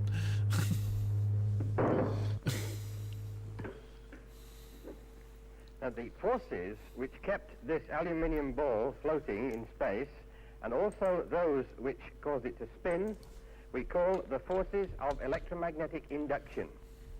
Here in my laboratory at Imperial College, I'm surrounded by electric motors, all of which use this kind of force. The force is produced by electric currents in this coil, which induce further currents into this ball. So that this shows us at once that the only kinds of objects that we can suspend in this way are metal objects which are good conductors of electricity. Now, whilst it's reasonably easy to support a three-dimensional object such as a sphere, you have to be more careful with a flat plate. But it is possible to support a disc such as this one. Again, we have two coils, one inside the other, and this time each coil is wound on a laminated steel cylinder. When I switch on, we can suspend the disc, and if I now control the current in one of these coils, I can make the disc do different things. For example, I can make it oscillate, like that. Or I can make it steady again, floating higher up. Or I can tilt it over at an angle, such as that. And finally, eject it altogether. Boom. Now, each of these different actions could be said to be the result of an entirely different mechanism. Now, let me show you how we use induction forces in a different way. This time, we have a whole row of coils sunk in slots in a steel base, and they've been arranged in such a way as to propel this sheet of aluminium horizontally. Lay it on the surface and switch on. Once again. This time, without switching off, I'm going to put the aluminium back and hold it with finger and thumb at one end. So that you can see that as well as the horizontal force, there's also a lifting force. When I let go, of course, it shoots off. This is the force we designed it to have. The lifting force is something, in this case, we really didn't bargain for. Now, this is the linear induction motor. In many ways, it is easier to explain how the forces horizontally arise than is the case with the vertical forces or with the forces we saw supporting the sphere. But simpler still is a demonstration of induction using a single coil and a single ring, like this. Yeah, these now, the ring is threaded over a steel core. As you see, it's made up of a number of strips of steel. Aim it towards us. A bundle of iron wires will do just as well. When I switch on the alternating current, the ring is thrown in the air, hold it down and release it. You got to turn it on and excited was what but if I replace it whilst the current is still flowing, then it seems to float in the manner of the plate and the disc we saw earlier, and yet with this difference, it will never stay absolutely suspended in space. Now let it go, it always has to lean on the pillar. Now, this is a very old experiment. It was first performed about 1880. But what was not realized Yes, until that's right, recently was this remarkable fact. If I hold alongside the steel core a copper cylinder, which is free to rotate, then nothing much happens until I put on the ring. That seems to spin the cylinder, and if I put the cylinder on the other side of the core, it spins in the opposite direction. It looks as if there was an upward sweeping something which is causing the cylinder to spin, as if it might be a current of air. Yet it can't be a current of air, because if I hold a feather duster alongside, the feathers don't move. Yet once we've established that there's an upward travelling something, we can make a pretty shrewd guess as to what it might be. It could be a magnetic field that is moving upwards. Now we can test this by mounting two magnets on a rotatable arm. The magnets are opposite this copper disc, which is also free to rotate. There's a good 1/4 inch clearance between the magnets and the disc, and yet when I What's going to happen, farmers? The disc also spins. But it never quite catches up with the magnets. I don't know if this action reminds you of anything you've ever seen before, but if not, it might help if I turn the whole thing through 90 degrees and then try again. Because now it might remind you of stirring a cup of tea, in which the tea never quite catches up with the spoon. Thank you. Now the engineer needs little more in the way of explanation of an induction motor than this. As long as it reminds him of stirring a cup of tea and continues to give him right answers, he will continue to use it. There you go. So, for example, Eddy currents, yes, that's you will correct. see his linear induction motor has a magnetic river which is flowing along. Paul will correct you. And the fact that if I they're put eddy the currents. cylinder into the river, you can imagine you could almost see the fluid flowing underneath the cylinder and causing it to spin. So from now on, we're going to think of our linear machine as producing a travelling series of waves of magnetic field. And when we want to design such machines, we need only study the mechanism of mechanical travelling waves. Now, waves in water are familiar to us. Most of us seen waves in the sea and ripples in bowls such as this, which I can produce by dropping in a small ball. But the mechanism of the waves is by no means obvious. What, for example, actually travels towards the edges of the bowl when I drop the ball in? Your first guess might be heaps of water. But do the heaps themselves really travel outwards? Let us test this by dropping the ball into a bowl which has some black oil poured onto the middle of it.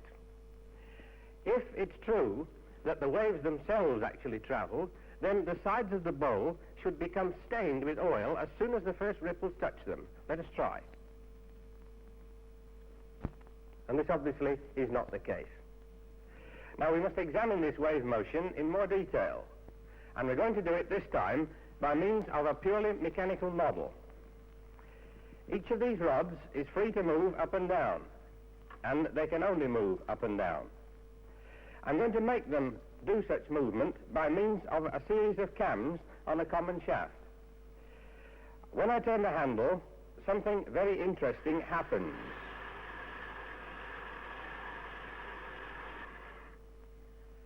Now this travelling wave pattern that moves along the top of this rod model is almost identical to the pattern of magnetic field which you get travelling over the surface of a linear induction motor. And in this stage, what travels horizontally is purely imaginary. To make it real, we have to add something else, like this.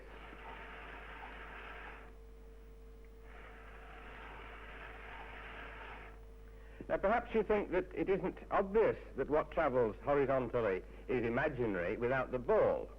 And so to convince you of this, I'm going to try to use the same model with a different set of rods.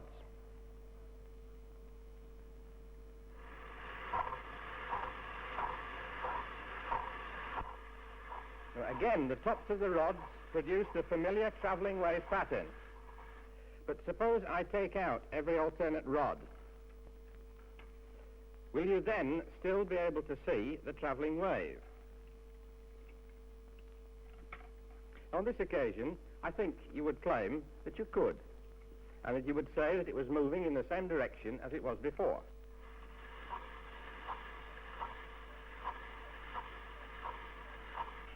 But suppose I take out every other again. Now, can you still say which way the wave is travelling? I think you'll agree that this is now much more difficult. And perhaps now you realize that what you were doing before was to join the tops of the rods mentally with an imaginary line, and it was only this line which was moving. Now we're going to go back in easy stages from this purely mechanical model to the linear induction motor. And the first step is to go from what is purely mechanical to what is electromechanical, like this. Instead of the rods, we're going to have a row of steel strips, and each of these strips is springy. Instead of moving them up and down with cams, we're going to use this row of electromagnets. When I switch alternating current into these magnets, it's going to cause the strips to be attracted and repelled alternately, and when I switch on the whole row, you should see a reproduction of our mechanical travelling wave along these strips. First of all, I'm going to magnetize the strips by passing direct current into this big coil at the back, which I switch on now. Now I switch on the alternating current. Do you have these experiments at home, Paul? Now comes the second Do I have stage, what? in which we take away Do you have any of these experiments sitting in your and place basement? a track on top of the No, magnet. not these experiments, but the physics Built labs. into this track is a And steel in the strip first year labs, there's heaps of shit whose like purpose this. is to strengthen Right. the magnetic field. And now I can place a slab of aluminium in at one end, switch on the alternating current, and we are back with our linear induction motor and our moving magnetic river.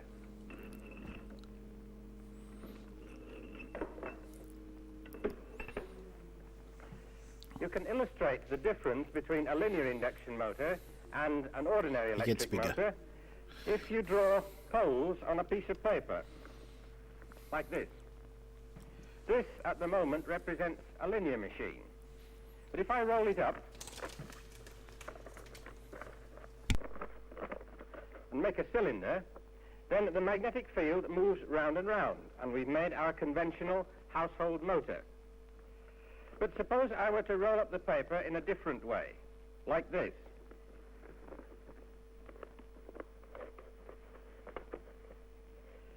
Now the magnetic field travels along the axis of the cylinder. Made a railgun. We've made an electromagnetic gun. Now, in Railgun, practice, it's very easy to construct one of these guns, because all you need is a whole row of coils placed As I said, it next gets to bigger. each other, like this. And each coil is simply a coil of wire wrapped on a bobbin. The moving part is going to be a steel rod A coil gun says with no a to copper it, not a sleeve on rail the gun. outside of it. I put it into the barrel and switch on. Still fun. The missile emerges at about 100 miles an hour and goes quite a long way into the wood. We can try more sophisticated darts. This one has alternate rings of steel and copper on a steel core. Let's see if this is any better.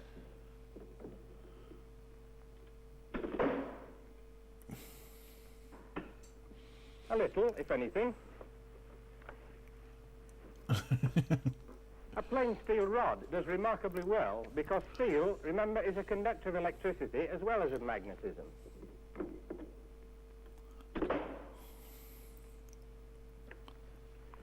This tubular motor is not the most efficient of linear induction machines.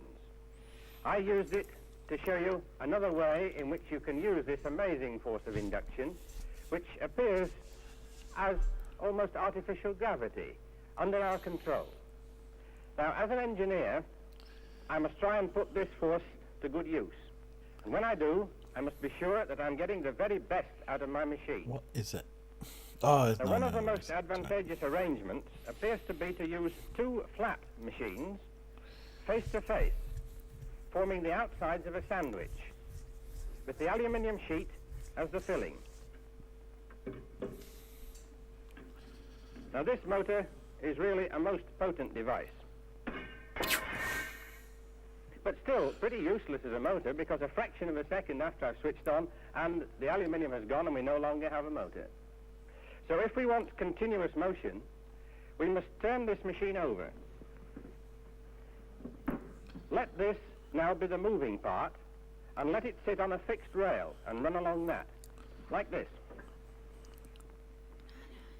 Mary, would you like to give me a hand? Just take the weight until I can turn on the supply. Now I'm going to raise the voltage slowly, and the motor will climb this very steep incline. You'll notice that it doesn't need wheels to grip the rail. There are virtually no moving parts, and the motor is capable of developing a very large force. Taking off.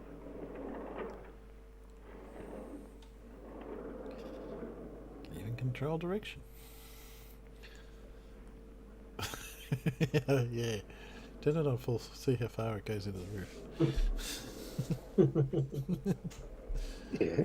That's the first thing a first year student would think of, you know. Yeah, well, that was What's it do when I turn it flat out? Motor for very low speed. Through the bloody roof.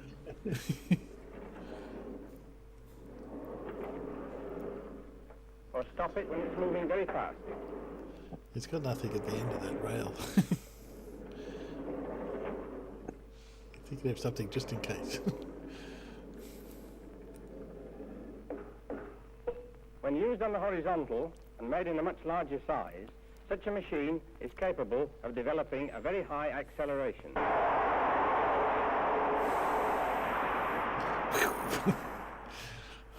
At the Motor Industry Research Association laboratories at Nuneaton, the linear motor is being used to crash test all kinds of vehicles.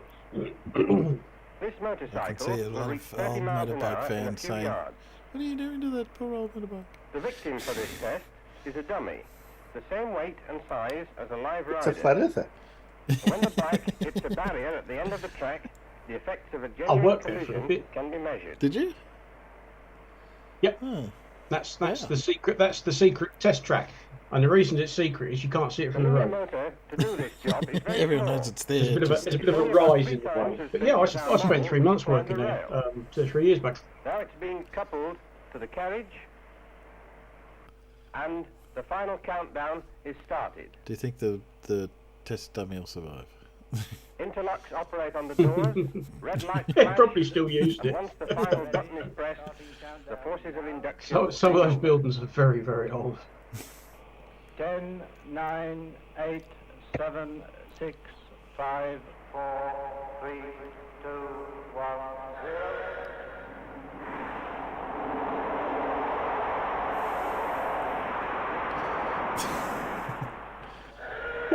We've just discovered that when it stops, the guy goes flying. Forces of induction. Let's stop at that. He says. There you go. Oh, that was a bit long, but yeah, I'm glad to say crash test has come a bit of a way since then too. I think that shed's still there. Well, it wouldn't surprise me. No, some of the. I mean, some of those buildings there obviously went up in the 50s, and they're still using them. Yeah. But yes, that is the so-called secret test track. Because if you drive past it, if you go up the M5 towards Nuneaton, there's the old buildings out the front, and then the ground rises up a bit. And it's an old World War II airfield, as a lot of these places are.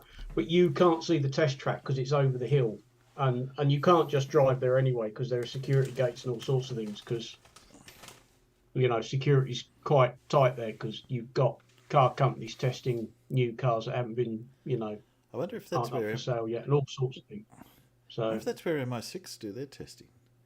Because when I did their training on hostile vehicle mitigation with MI6. They had showed us videos from all their testing sites. Oh, one testing site. And they crash a vehicle a day, was what they said. Or maybe two, depending on. And they're constantly testing different methods of stopping hostile vehicles from hurting buildings, etc. Yeah, I mean, say, I was only there 3 months and I saw some interesting sites, and you're not allowed to take photos. No. Well, this guy said that you're not allowed. You can't take the laptop home with you. You can't download stuff and take it home to work on it. Nothing like that. It's all very carefully controlled. This guy said if we ever wanted to, though, we could go over and if they'd let us watch them crash something. But it's still the most surreal training overdone, you know. Airport saying, "Oh, we haven't got anyone to send. Do you want to go?" Okay, yeah, sure. And you go over to one of the government buildings here, which I happen to know is where all the spies are kept. But there wasn't any spies there, but with all these big military types doing this hostile vehicle mitigation. Oh, yeah. It's like here in the UK, the MI5, MI6 offices are right next to the Thames. Yeah. You know, you've seen them in one of the newer James Bond films. They're there. And one of our exercises was to work out how we could penetrate the building with the vehicle. We didn't, theoretically. We had to walk around and work out where all the weak spots were in the building and stuff like that. Anyway. All the big targets in London have got huge barriers and things in front of them. Stop people driving cars and trucks and other explosive-laden devices into them. I suppose I need to share this in Zoom. I think I might have to look into the quiz. The quiz, yeah. They can see it out there. You can't see it in Zoom yet. Here's the thing.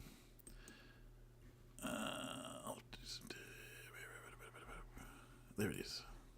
I have to find the right thing to share. So you guys can now. No, you can't. That's not what I'm sharing. Oh, can you see? I can see that. You can see that? Question 1? See that. Question 1, trivial. Yep, got that. Good. Okay, transition out there. Here we go. You ready out there, Peanuts?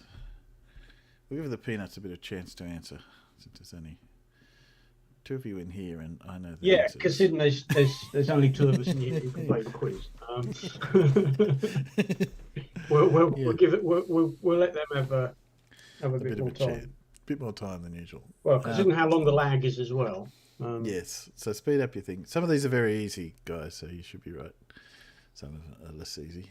I did go through and edit a lot of them. Okay. What colour is named after the purple mallow flower?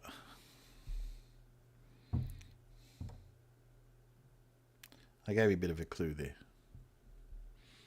by saying colour. What you mean? Purple. Yeah, purple.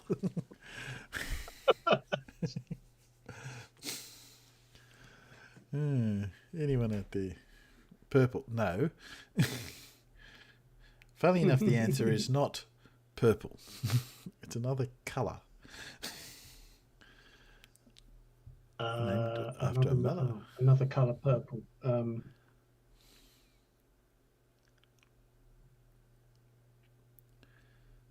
Not magenta, is it? No, it's not mallow either. Magenta. Magenta's not purple. Oh, yes, it is. Sorry. Well, I'm just trying to think of other purples. No, magenta's purple. No, magenta's purple. Sorry, yeah. Ooh, that's what I thought. I thought moose. What's muse? Muse. M-U. Oh, yeah, that's a better way to spell it. Oh, yeah. Muse. That's a much better way to do it. Muse. Muse. Yes, that is the correct answer. Mauve. That comes from the yellow mallow flower is called mauve. Chartreuse is a colour between what 2 other colours? There you go. Chartreuse. So when you hear someone, oh, I've got a chartreuse small key. Small keys? What's small keys got to do with it? Blue. No. Yellow and red. No. It's not right, Dora. No. So you're like me, Dora. You're going to fail fashion school because you don't know what chartreuse is. Oh no. We got any answers? Any answers inside? Green and yellow. Red and yellow. There's yellow involved. There's yellow and green. Is chartreuse. So it's a very greeny yellow or a yellowy green. There you go. Good thing I never play. Yeah, I didn't apply for fashion school. No. I thought about it though. That makes me weird, doesn't it? But anyway. Yeah, come on, I want to see you pronounce this.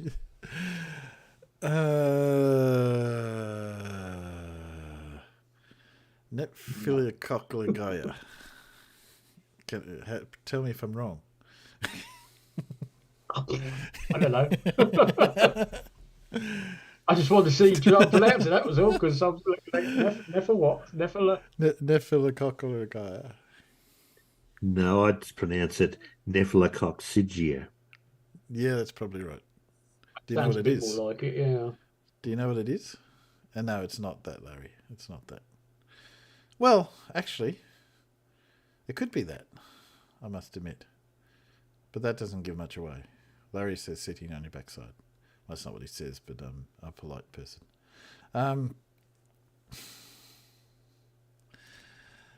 Any ideas? Hard to Google. No, well, it's not really hard to Google. You can type it out. It's just a few letters. No, I don't want to Google it.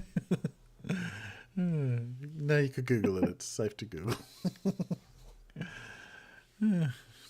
So Larry's the closest so far. Any ideas? Anyone on Google Foo? Some Google Foo. Sitting on your hands? No. Okay. Google auto completes. Does it? Oh, right.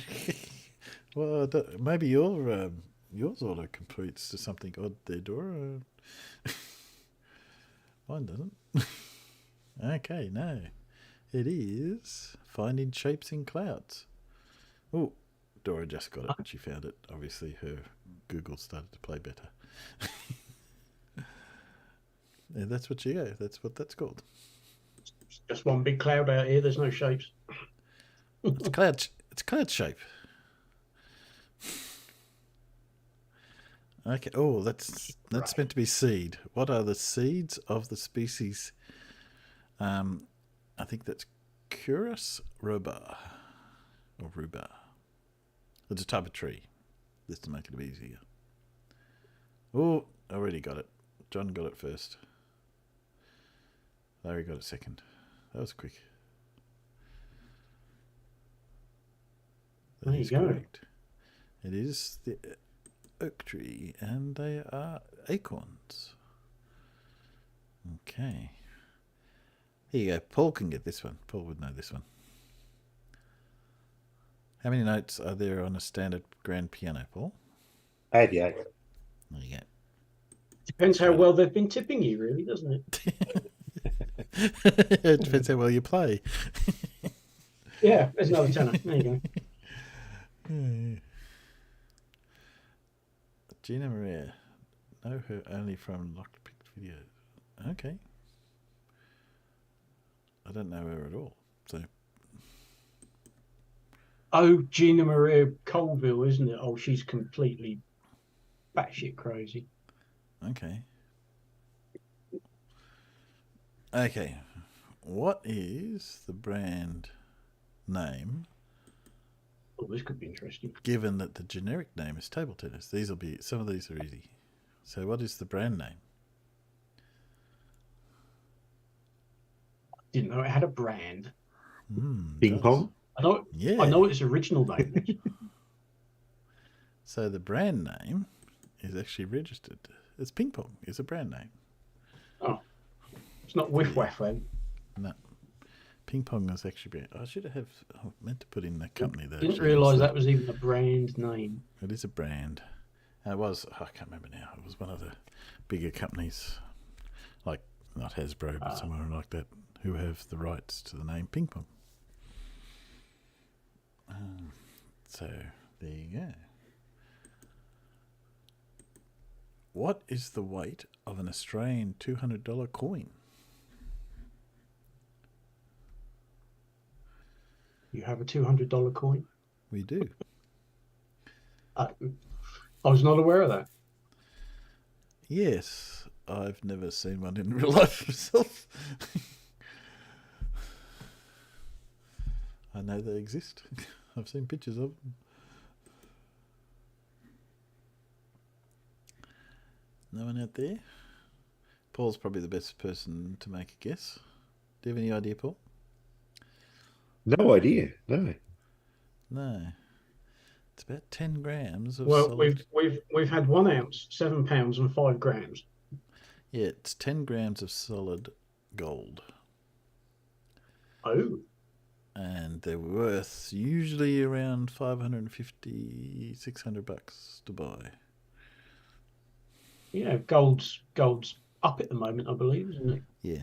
So they sell it very, very rarely, but every now and then they'll do a mint run, and you have to buy it at the gold rate, which is obviously more than the value of the coin. So they are very much collector's items, not legal tender. Well, they are legal tender, but you'd be mad to use one to buy something with. Where was the first emergency number introduced? Telephone number, that is. And what was it? I didn't put that in there, but... Well, I'd like to say it was here, but I bet it weren't. And where are you? Oh, UK. John's got it. That is correct, John. Yeah, the UK. No, London. 999. No, London. 999 was the first one. And you guys have changed it. Isn't it 112 or something? Well, there are different numbers depending on whether it's an actual emergency or not. But 999 is that will get you through to an emergency services switchboard. But if it's a non-emergency call, then yes, other numbers are available. But 999 has always been. If you ring them, they'll say which service do you require. You know, police, fire, or ambulance. Yes. Have you ever watched the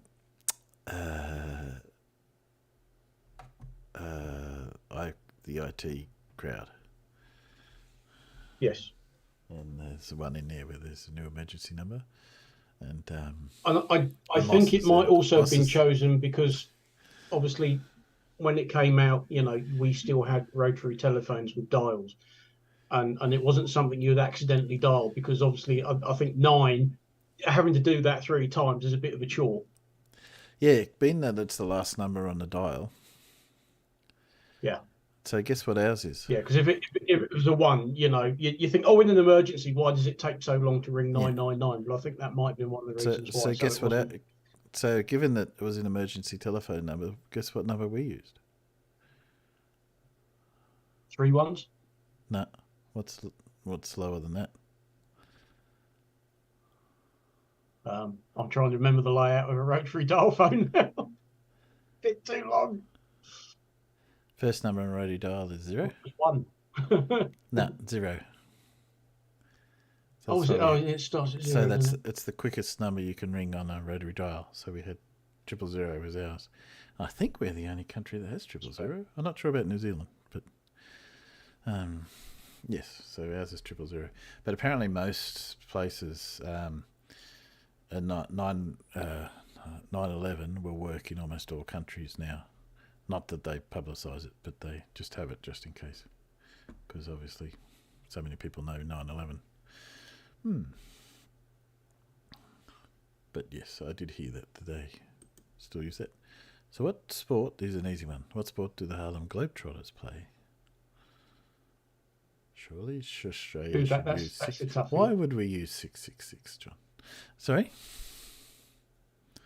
I said that's a toughie. Yes. That's a hard one. Yes, there we go. Basketball, surely. Yep, it is basketball. So, the American pastime is baseball. What game in 2010, according to Google, which is never wrong, was the favourite British pastime? Drinking tea. That's a pastime. It is a pastime. It was on the list, but it was not number 1.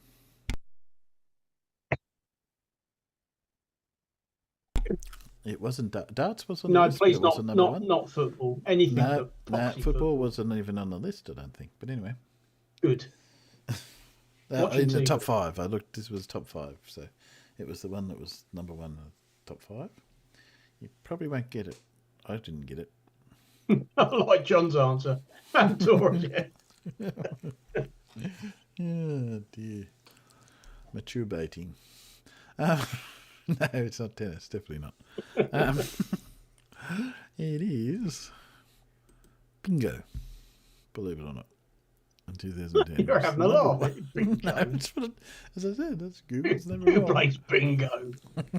It's number 1 pastime. Maybe they did the survey in a old age house, old age homes. Yeah, I was going to say, what was the age range? All of those who'd retired, all of those above the age of 65 or something. Yeah, exactly, Dora. All those grannies. Yeah. Bingo. Only bingo I play is Flurf bingo. Here we go. Do you know the film? Do you know the series Breaking Bad? Oh yes. Okay, so what are the 2 chemical symbols they use in the logo? Bromine and barium. There we go. That's it. The BR and the BA. BR and BA, which is bromine and barium.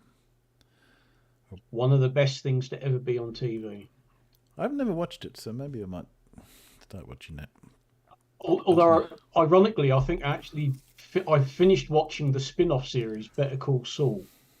Okay. I know. I think it was 6 seasons of that, and that was absolutely superb. Okay, so what it known as its direct name is inflated cushioning. So what am I referring to? Bubble wrap. That is right. Bubble wrap is a brand name. I think it's 3M own it. Wonder Bra. I like the giant stuff that they use for deliveries now, and you only have to pop one, and it deflates the whole row. Yeah, that's what I don't like. Takes up so much less room when you throw it in the bin. Yeah, but it's not as much fun to pop. No, it's not quite the same as. Do you ever get those foam peanuts things that they call?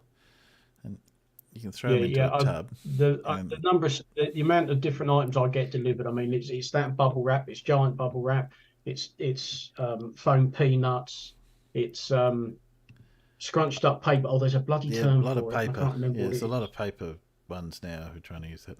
But if you use that, because of course that's all recyclable, isn't it? Yeah. So they had the foam peanuts. Yes, I was going to say there's a. I was shown very early in life. You stick the foam peanuts, as many as you can, into a bucket. Put kerosene in there. It melts down into a stuff that you can use, very similar to napalm. So, yes, good reason they stopped using that stuff. But it does make it much smaller.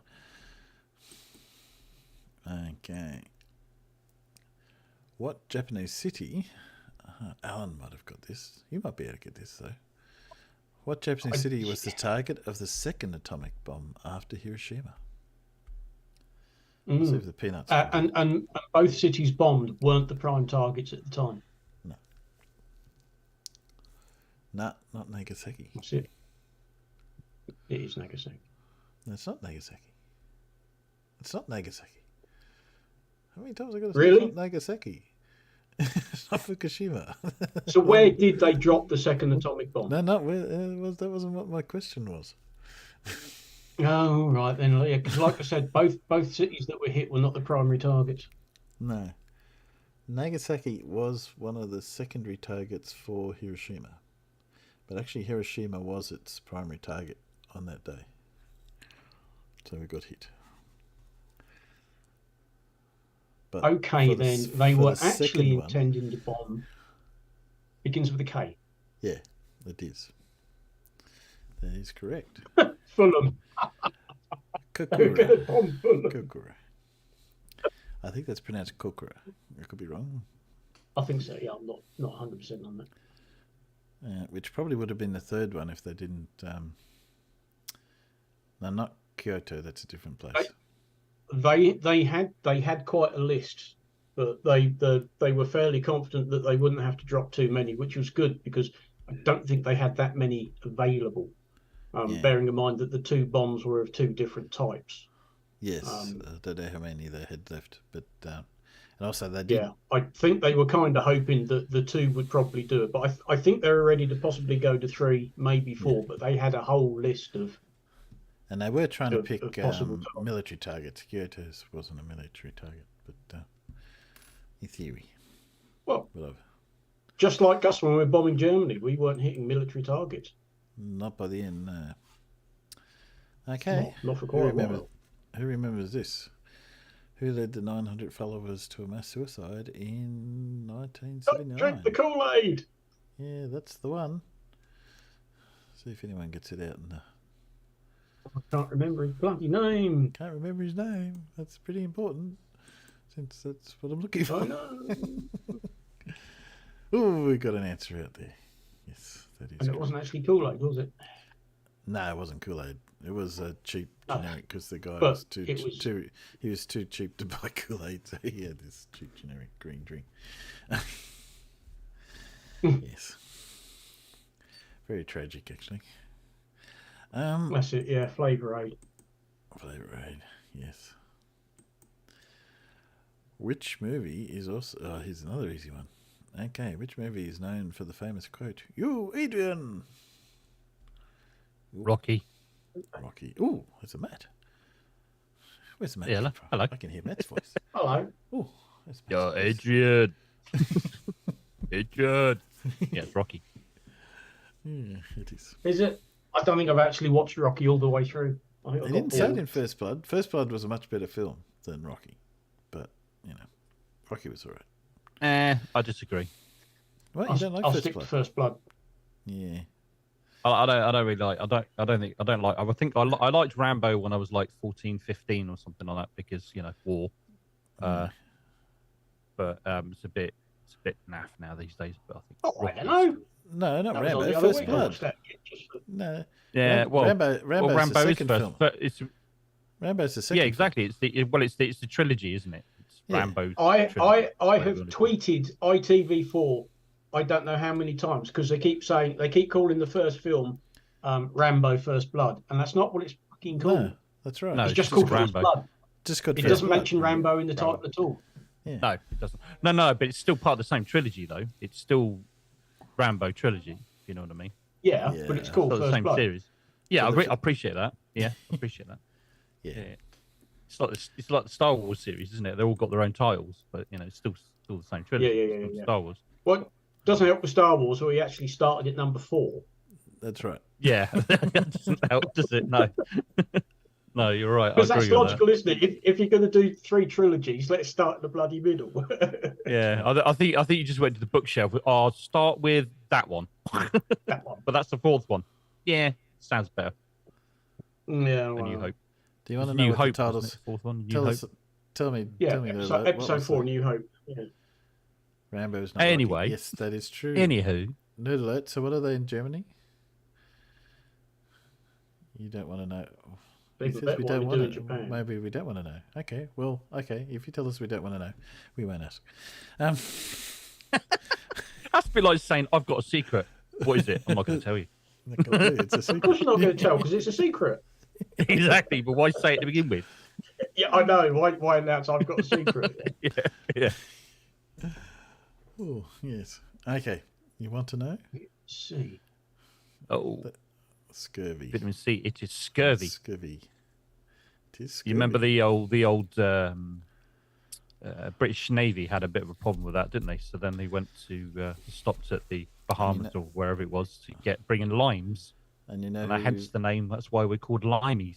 Limeys. Yep. Yes, but do you know who the captain supposedly who first worked out vitamin C was good for that disease? Sure. Don't know. Captain. Was it a young Nelson or something?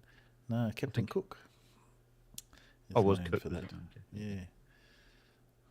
Yeah, took a lot of citrus stuff on his because they had that was the current idea at the time that would stop scurvy. Cook, yes, that is right. Embol Cook. What rank did Harlan David Sanders reach in the U.S. Army before he developed a famous fried chicken recipe. Oh, come on, KFC. You must know this. Yeah, so what Unlucky Fried Kitten. Sergeant? Colonel Sanders. Colonel. Was he actually a colonel? Apparently he was, from what I hear. Colonel Sanders. No, he wasn't. He was a private. As high as he got in the army. I was a private, not Colonel Sanders. I kind of thought he might have inflated his rank a little bit, but private, I mean, blimey. So okay, so, I was misinformed then. And I investigated this one because I knew obviously people would, want to know. You can call me Admiral. I was the cabin boy. Yeah. Come on. Yeah, he was a private in the army. Didn't. And then afterwards, he created his restaurant. His first restaurant was called The Colonel's Lady. And then when he had basically the KFC franchise became really successful, and business, he was a big note in business. I think it was one of the commercial commission or whatever, I can't think of the name of it, who gave him the title of colonel, but it's not a military title, it was a honorary title, so he became Colonel Sanders. And of course, when he sold KFC, he sold them and got a job with KFC being their mascot, and travelled the world signing things as Colonel Sanders. Oh, there you go. Yeah. And I thought he was a real colonel. Oh. I don't know. No, never was. He did make the actual recipe, though. Developed the 11 herbs and spices. I think I've mentioned it before. Did you know that I think it's Facebook only has 11 subscribers? All right. Yep. It has, what is it? 7 people whose name is Herb or Herbert, and the 4 Spice Girls, so that they can say we have 11 herbs and spices. Oh. Apparently that. Okay. Getting on. Moving on. Fell flat. Sergeant. No. Okay. The generic name is front-loading waste container. What am I talking about? You've got to say the actual brand name. Loading waste container. FLWC.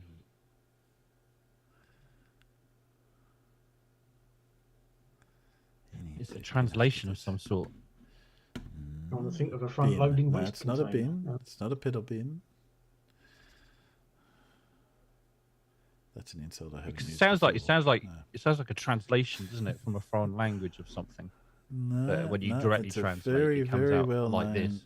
It's a very well known item. Product. Yeah, Product.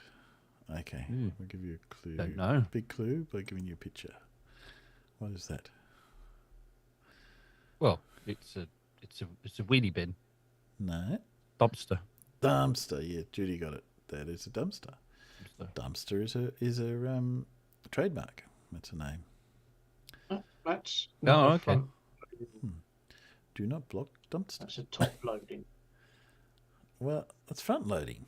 Well, you see the things on the side. Sloped. No. That's what was throwing me off. I mean, as someone who designs waste management facilities, that is a front loading. See on the side, you've got the 2 tines, the 2 slides for the tine of the truck. So the front of the truck comes up to that, sticks the tines in there, picks it up, tips it in the back. So it's a front loading. I know how they work.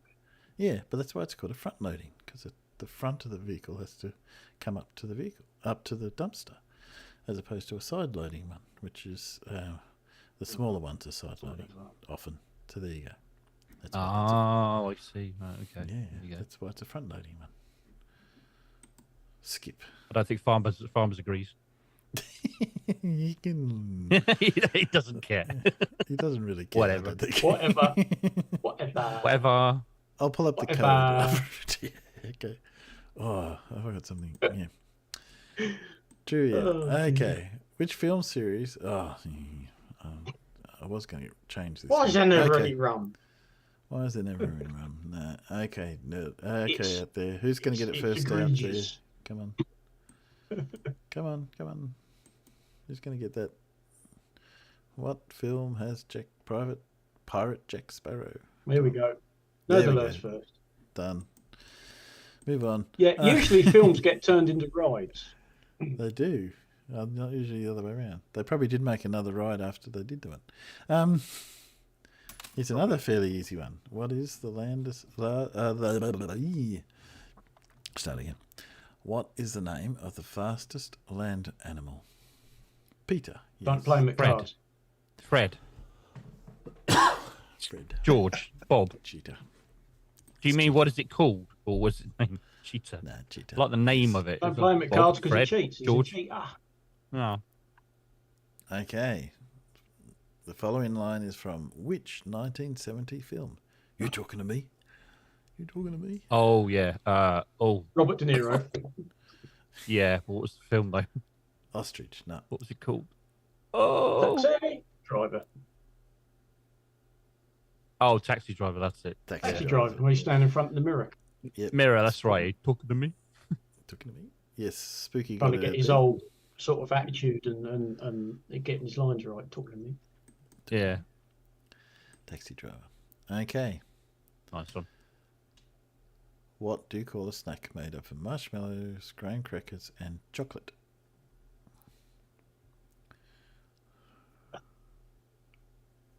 Ah, jeez. Tell us more. Come on. Yeah, Judy give us got a it. clue. I was waiting There's for because there's lots of things like that that kind of made very similar. Nah, I didn't need to give you a clue because I knew that anyone who was American was going to get it straight away. It's called I don't s'mores. think we really do that S'mores. over here, do we? No, they're called s'mores.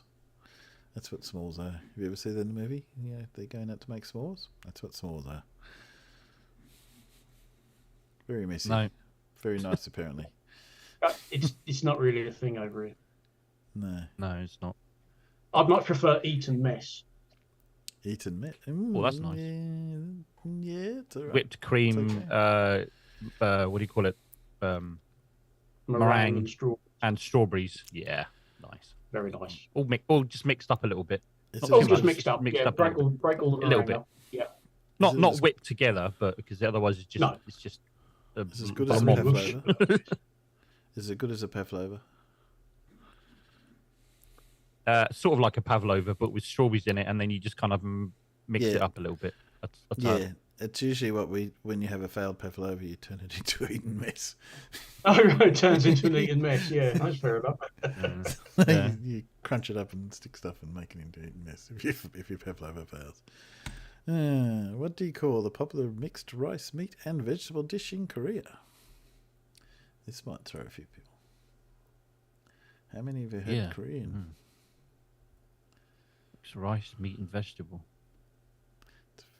I know what kimchi is, and that's revolting. Extremely but it's not extremely popular in Korea. Really? Oh, yeah. That's not how I spelt it, Nerd. It's close. Dinner. I don't know. Do you eat that, Spooky? It is. No one's got it out there. Bim bim bap bap is how it's supposed to be, and I'm not. Oh sure. yeah, no, well, yeah. Oh yeah, what? Say it fast. Nerd was close. It's You'll probably get to know it as Korean cinema becomes more popular.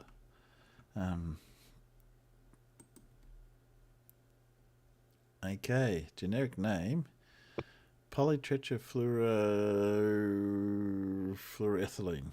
Ethylene. Teflon. Polytetrafluoroethylene. Paul got it already. Yeah, Teflon. Yeah, I think he's right. Teflon. I've seen it somewhere before. Well, should know because that was NASA used it. I don't know if they invented it, but they used it. Yeah, I think it was invented in partnership, like a lot of NASA stuff. Okay. Yeah, it might have been. Yeah. How many varieties are there of Heinz tomato ketchup? I'll just pop down to the kitchen and have a look. Go on. So I think there's three probably. There's the sugar-free, there's original sugar-free, and then there's the other one that's got something else in it, and I can't remember. 7-11. We got 7 from John. We 7. got Spooky from Bed here. We got 17 from Judy. It's going up. Oh, is that many? Is it? Everyone's Heinz tomato ketchup. Yep. And Larry was Don't forget, the this first is just one the to get ketchup, it. isn't it? Larry was the first one to get it. What is it? Yeah, 57. 57. 57 varieties? Yep. It's on their What? logo. Well, actually, it's no, they don't. It's a made up number. It's on their logo. 57 varieties. Used to be their ad. Yeah, it's been on our logo since Christ knows. Oh God, Silverstone. I've never heard of that place. How far away from you is it? Well, it's that way, and the start finish straight is 0.7 of a mile from here. So you might know what sports. Formula done One. there. Tennis. Tennis. Oh yeah, they play tennis on the Silverstone circuit, don't they? Yeah, I am not looking forward to when it's here in July, because there are some major roadworks being done in the area, and they're not going to be finished until the end of July, apparently. Ah, fun. Great planning. It is Formula One, just out there. It was correct. Yes. Mm-hmm. That's the biggest race of the season. What is the highest grossing holiday movie of all time? Holiday movie. Holiday movie. Yes. Do you know? I bet it's going to be something shit like Home Alone, and not The Great Escape. So you're voting for Home Alone? I'm going to vote for Great Escape. Actually, I used to love The Great Escape, but now that I know that there was no Americans and there was only English, and how all the inaccuracies, I find it hard to watch. But yes, it wasn't too bad. Well, yeah, but an awful lot of it is still true. It is. I mean, when they say based on a true story, that one is pretty well based on a true story. There was 3 tunnels, Tom, Dick, and Harry, and they called it that, so the Germans wouldn't twig. Yeah, there are a lot of truths in it, but yes. But there was no Steve McQueen wasn't based on a real prisoner. No, that was all just. The studio said they had to have an American in it, otherwise they couldn't. Oh, that's a good point. Die Hard. Die Hard is a very good film. It's not the most grossing film, but it is probably the best film. I always get that. I got a machine gun. I always get that it's the best Christmas film. It's Die Hard, but anyway, it has become one of the top Christmas films, hasn't it? Yeah, definitely good. But Home Alone was the highest gross. What a load of old shot. Yes, and not the best film. Awful film. Okay, if you remember way back, those that are old enough, there was MGA and then CGA. What did they stand for?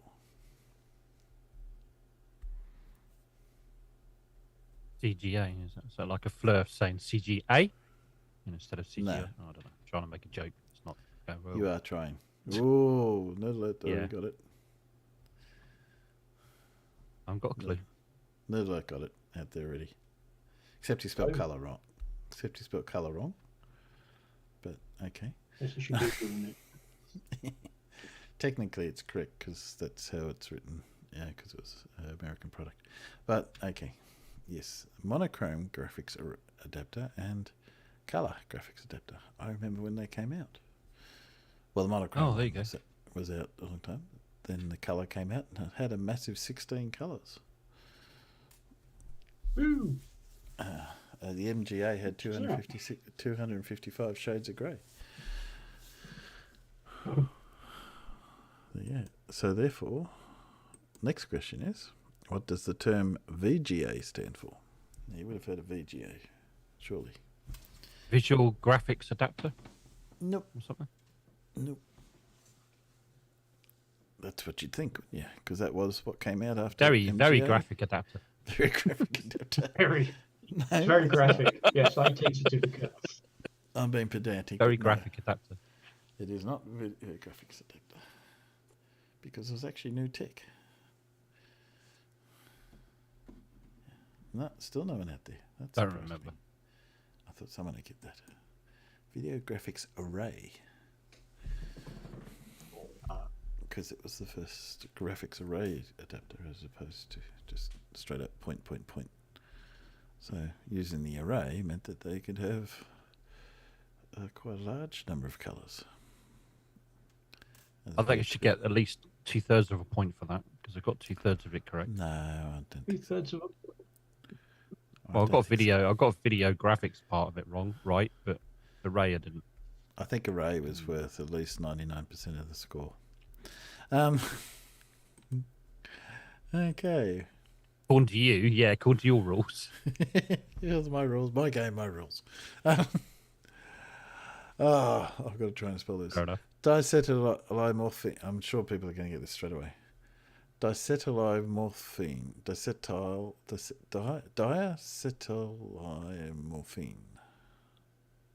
Diacetylmorphine. Yeah.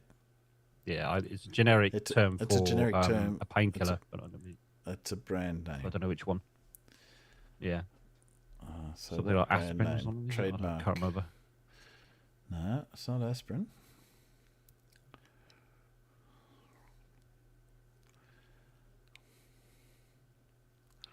What widely distributed product might have that? It is a medical. Well, it is a drug.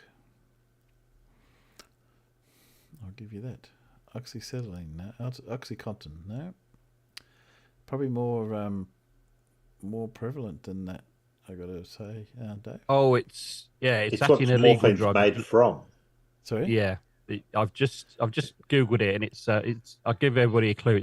It's an illegal drug. Yeah. Am I I right? think Paul's worked it out from their name. Have you, Paul? Yeah. Yeah. Yeah. Yeah. Think of the name. The back part of the name. Right. I'd like to say I've never tried it myself. Neither have I. No. No one's got it out No, there. neither have I. Okay. I don't think any of us have. It is heroin, and it's actually a trade name.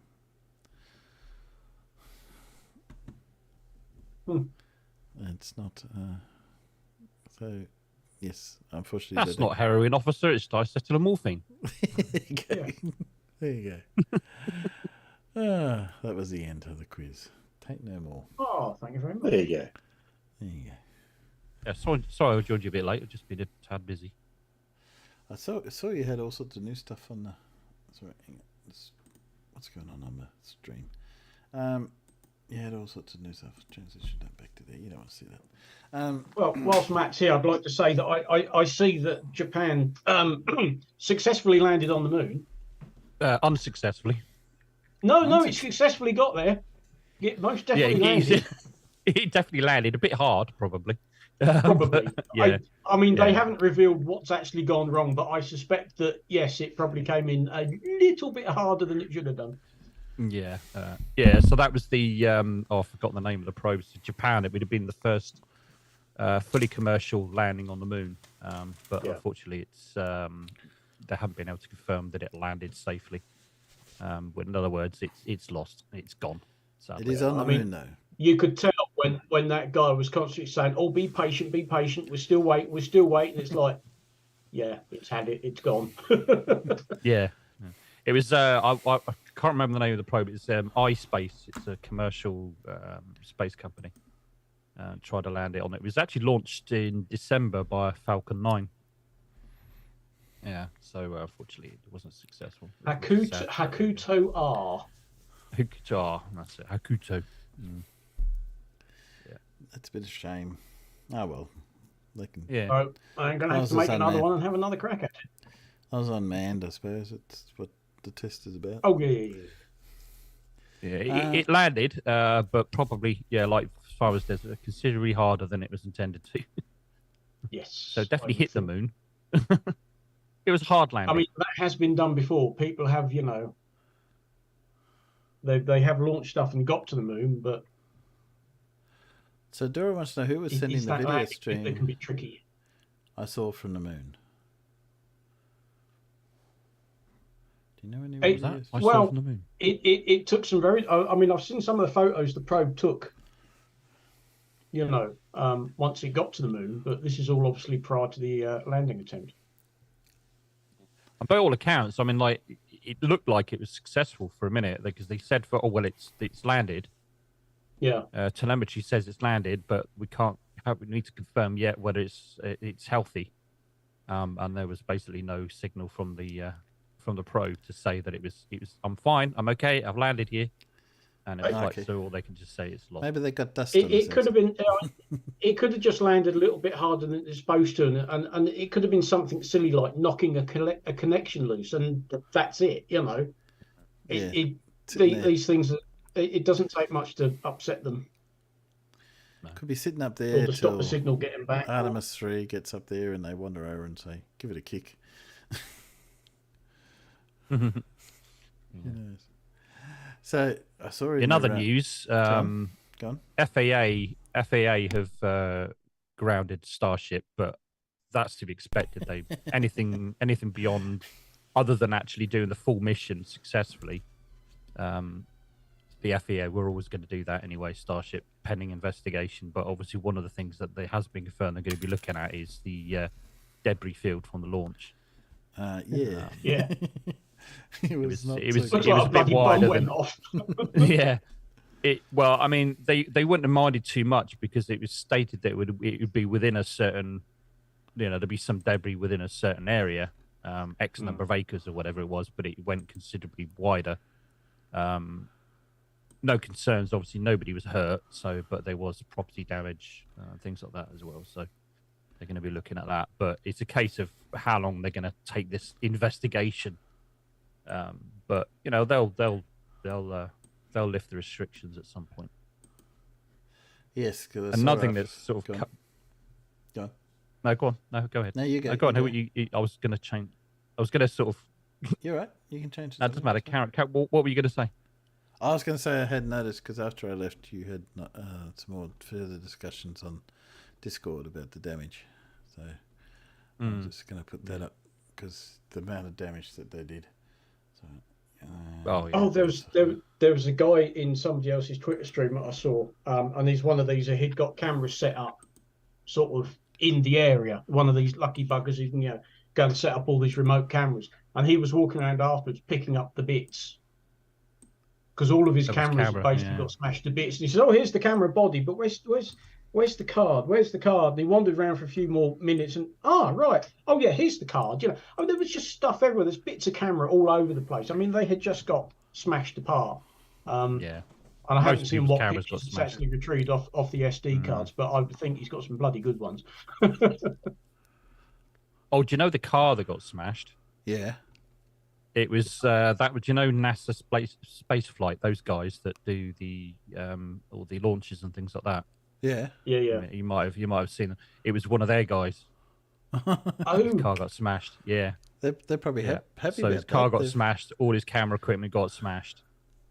They're I'm sure they'd be sort of happy and not happy at the same time. Yeah. So what they're doing is I've got in contact with one of the fellas from NASA spaceflight I've spoken to before.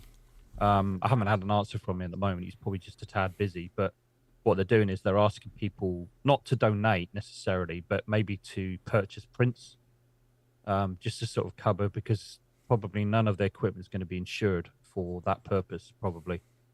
So they're asking people to buy. I'm trying to get some details and stuff like that. Once I do that, maybe I'll drop a link. That's a T-shirt you've got in. It's in YouTube because I'm showing Discord. Yeah. YouTube. Oh, yeah, that's the point. There's NASA spaceflight merch. Although the stuff that goes directly to NASA spaceflight probably goes back into them directly rather than the individuals, right? Because it was the individuals' camera equipment that were destroyed. And it's kind of like the attitude. Well, we take the risk. We knew what the risks were. We take the risks to get footage for you. So if it's not too expensive, I might look at buying a print. Maybe if it's not too horrendously expensive. But anyway, that's the guy. But when I find out some details, I'll let you know. If anybody wants to buy some prints for them, maybe. No, so you can see I've got my $3,000 Zoom link working now. Almost. Oh yeah, a few bugs. I did. Few bugs. few bugs, but it's not. Elon sharing. should collect up all the bits of concrete and sell it as launch rubble. Oh yeah, yeah, exactly. Yeah, there was a lot of suggestions on Twitter about that as well. You probably some people will pay money for that. I reckon. Oh, Well, people would buy that. Yeah. Well, they're going to have to demolish the whole tower, so they could have quite a bit. They could probably, charge $100 Item a piece. number and one you on could... the FAA suggestions. Build a proper launch pad. Yeah. I posted in Blues. There was a guy that was lived locally, and he was walking around on Le Padre Island, which is kind of like a part not far from where the launch was, and he found a piece of heat tile. All right, yeah. And he contacted SpaceX to ask them, "Look, here, do you want this back?" And they just asked him, where did you find it? What time did you find it? And all the rest of the game, the details and stuff like that. And said, "No, keep it." So he's got a bit of a souvenir. So yeah, this heat tile is kind of interesting. It's only literally, it's just about just over 1 inch thick, which is considerably thinner than the space shuttles. Space shuttles were several inches thick, so quite a lot thinner than space shuttle was. So yeah, it's kind of interesting. So he's got a nice souvenir. Yeah, I had posted in. Sorry, I'm just doing this on Discord. So you will see it in YouTube. Hang on, where'd you go? Lost your button. Oh, hang on. These buttons, you lose them. There we are. So in YouTube, you see it. That's the Saturn 5 description. How big are the difference of flame trench and the procedures were there for that compared to what they had for the... Yeah. You can... Well, SpaceX had no flame trench at all. No. I mean, to me, it just seems totally logical, because when they did the static fire test, the static fire test, which literally is only for a couple of seconds, when they did for the booster, but it was only half thrust, and there was some damage underneath the concrete underneath the launch mount then. Yeah. But what gets me, full thrust. What do you think's going to happen? I don't understand. No, I don't understand the reason. Elon Musk. Makes no sense. Elon Musk said that this system that they're going to put in apparently was already being built before launch, but it wasn't going to be ready in time. So I was thinking to myself, why not want to just wait until? Yeah, I mean, nothing's official's come out of SpaceX at the moment, but one of the things that's become quite apparent, if you look at the footage, and particularly of the engine bay area, there's at least 3 engine bells that are completely missing, gone. Yeah. And you can only suspect that must have been due to launch overpressure or debris damage. It's like the engine's just completely destroyed. So at least 3 of them, maybe possibly 4. You can only assume that that's what it was from. And these things tend not to fall off during flight. So because it would have been blowing back up. Because they're lucky they didn't lose more, to be honest. Yeah, because I see when it. You look at the crap that was being thrown up. Yeah. From a civil point of view, from me looking at that looks, because it's basically erosion, but done in a very, very short period of time. So that's what we see quite often when drainage structures and things haven't been built properly. That's what happens. Everything gets blasted out from around the concrete, and then the concrete has no support, so then it falls apart. That's exactly what's happening. But I mean, that in a very short period of time. That sonic pressure is got to, that sonic pressure is going to then go somewhere else, and most of it is being bounced upwards. So there's probably all kinds of damage to Starship, probably to the booster at least. Anyway, possibly even to Starship itself. So I did see something saying that one of the reasons they didn't blow it up as quickly as they can was they thought there may have been a damage between the first and second stage, and then I don't know if you read that. Sorry, what do you mean? So damage in the way they blow it up apparently is they put explosives blow a hole into the fuel in the first stage. I'd have to look up where it was. I saw this somewhere.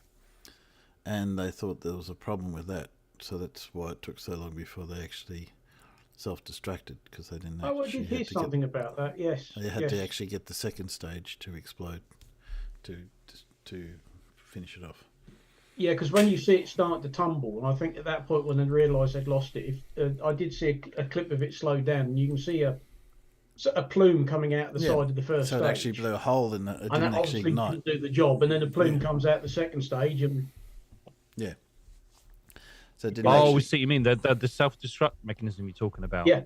During the self-destruction. Oh, right. See what you mean. I think they tried to blow the first stage and it didn't work, so they had another go and blew the second stage, and the starship itself, and that's what took it out. Which just goes to show that it looks like the booster was pretty much well buggered and damaged.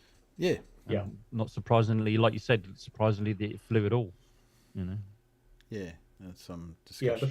The fact that it managed to at the point of launch where it actually got off the pad, it had lost three engines. They were doing well, but they had only lost three, because when you look at the aftermath and just how much crap was being thrown up by the rocket efflux. I mean, I was surprised they didn't lose like half of them. When you just imagine all that stuff coming back up as it's sort of lifting off.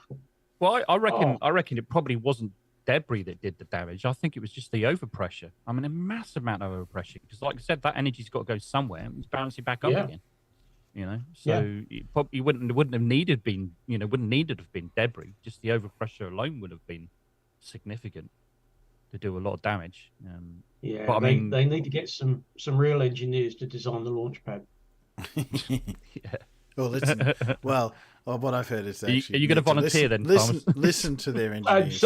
It's not my field, sorry. I'd do it. I'd do it. But you could just look at it and go, well, that ain't going to bloody work. And hey, guess what? It didn't. At one stage, we had a potential for doing some work for the a rocket company that was going to work out of Woomera in Australia. I don't know if you know, Woomera is the rocket range.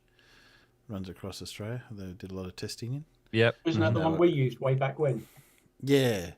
Apparently what they used to do is they'd watch way back when they'd watch the British and the Americans fly off the rockets, then they'd go out and recover them and then build their own. The Australians would build the rockets out of what was left of, because we had no money. Makes sense. So they're anyway, they were going to have looking into studying their own space. I can't remember the name. Space flight, basically rocket launches and stuff like that. But it sort of fell through. But the very early stages, we got to see pictures and videos of what was left of the facilities out there, and they were all shot up because after everyone left, the Australian Air Force just used them for target practice. So all these big concrete structures just full of bullet holes. So in the end, I think it just got over too much and it all fell through. But fun stuff. Well, getting close to the end, I'm afraid. Oh, I haven't been looking at the stream. Anything out there? We've got Naked Peanuts out, and we do. They killed a minivan. Yeah, they did kill the minivan. We can make that. There we go. Save. No longer naked. Well, at least. What's FE Dora? Is that the same as Dora? Is that you? Is that your Dora? Is that your evil twin? FE Dora. Yeah, I'm looking at that. Okay. So on my little list, we could finish off. I forget what this is. Yeah, I'm gonna have to pull it up because I can't remember.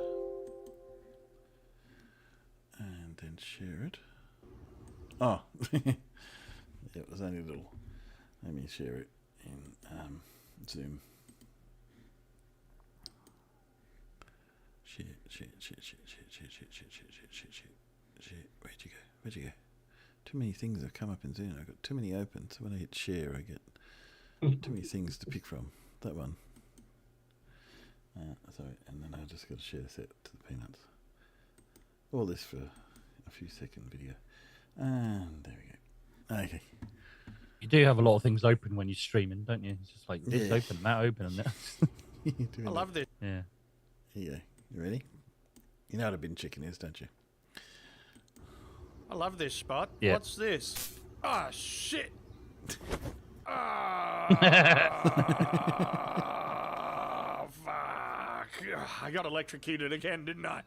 That's all right. Happens weekly. I'll fly it off. Yeah, Yeah.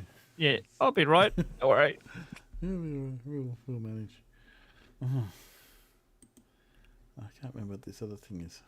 Good worker. I've got a note against this. Good worker. What's a good worker? 8 minutes. Here we go.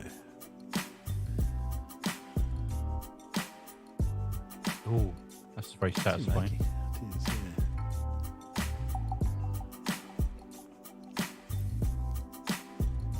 Oh, he's trimming them. Trimming them? Yeah. Okay. Well, that's how they cut the heads off, and then someone else comes along. I'm not sure what this is, though. Looks like the bark or something. Yeah, it might have been. They look like chicken. Vanilla. Oh, Mau Lao. Mallow. He's quick as well. She's Gotta be quick. She's gotta be quick. Oh, very good. Yeah, I've seen Draymond doing that with beer barrels. Yeah. Before. Yeah. Yeah, very clever. It's very practiced. Get it. Oh yeah. Damn. That's one way of doing it. I don't know why he has to have his shirt off though. That was what I. No, I don't. That's disappointing that even. I'm hungry now after seeing this. I think that. Oh, it's Chinese crepe. I was going to say Korean. But it's crepes, yeah. Crepes. No, for real. There you go. Bicycle. Alternator. Yeah, why not? Whatever works. Getting fit as well as working. That reminds me, I must sharpen my axe up. Why? Well, you going to do with axe it? is no good, is it? Peanuts. What you got an axe for anyway? I wonder if this guy gets paid peanuts. You'll be asking me next why I've got a machete. There you go. That's applying this. That was applying the strip to the side of matches. This one's digging out clams. So every time he digs something, he's spotted a clam. We used to pick up cockles. We used to follow the tide out, and the cockles can feel you walking towards them. And what they do is they squirt water out before they close the shells up. Yeah, that's right. And you just look at the little jets of water go. Oh, thank you. There's one. Would you do this? My word. No, I would not. No. Oh, well, that's clever, isn't it? That's a good idea. That's a good way to get downhill. I still don't get. I've seen this shingles. We don't do shingles like this here. But maybe somewhere, but I've never seen it. Not in the UK, they don't. No, I think it's an American thing. I think. Oh, very neat.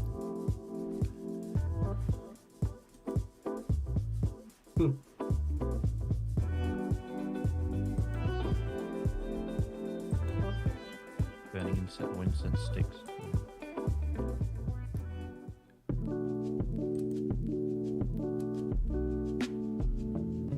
Noodle products. Noodles. Yep. How they make a lot of noodles at once.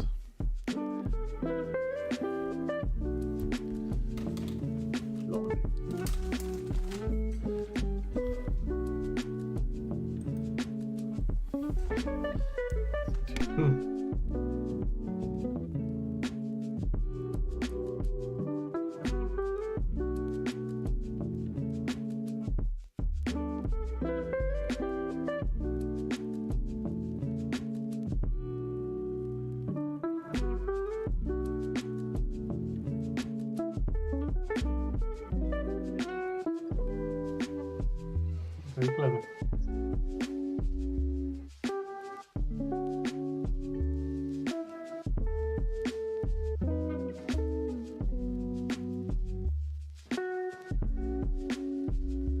I know he's got a harness on, but still.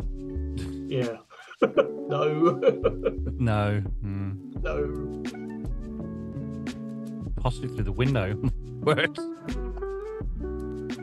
That's one way of doing it.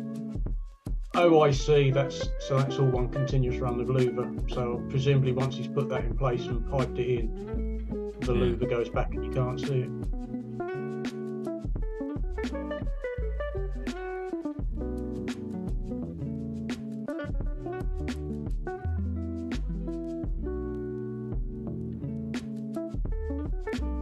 Oh, very clever.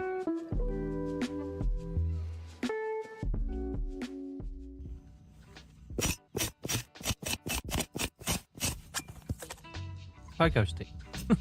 Making holes.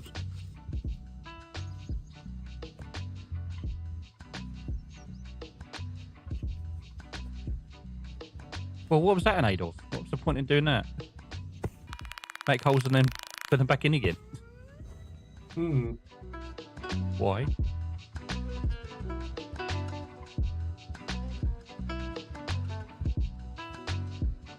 Not very neat.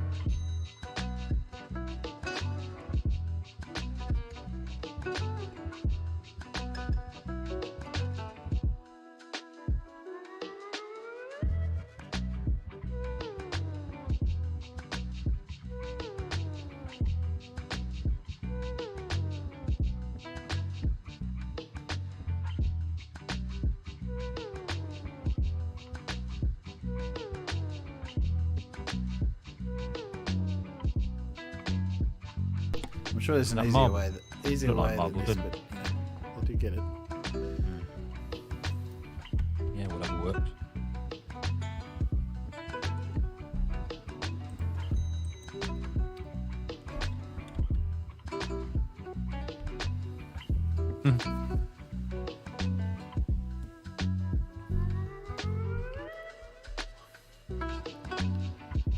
Can you imagine doing this? This would be fun. Just got to make sure you don't make a mistake.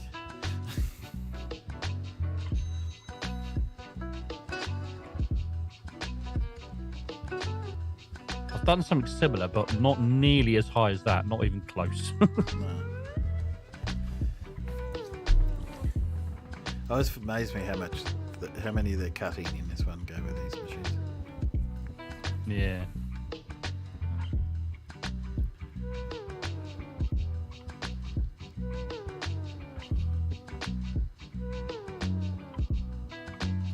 Get it right, and it's done.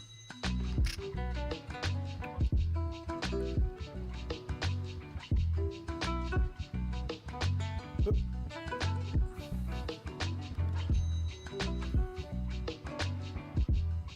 Definitely. Well, I don't know. We don't do roofs like that here. But,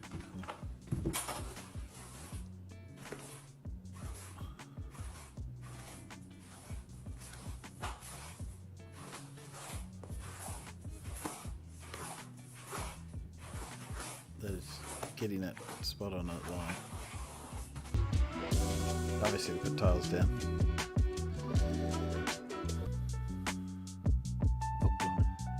Oh, when are you going down the mine like that?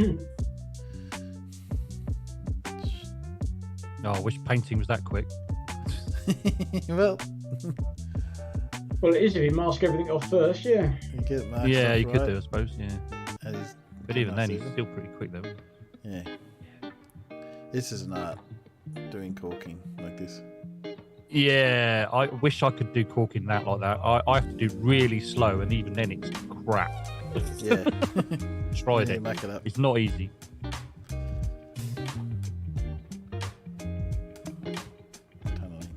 I need to do some corking around the bath, but I'm just really not good at it.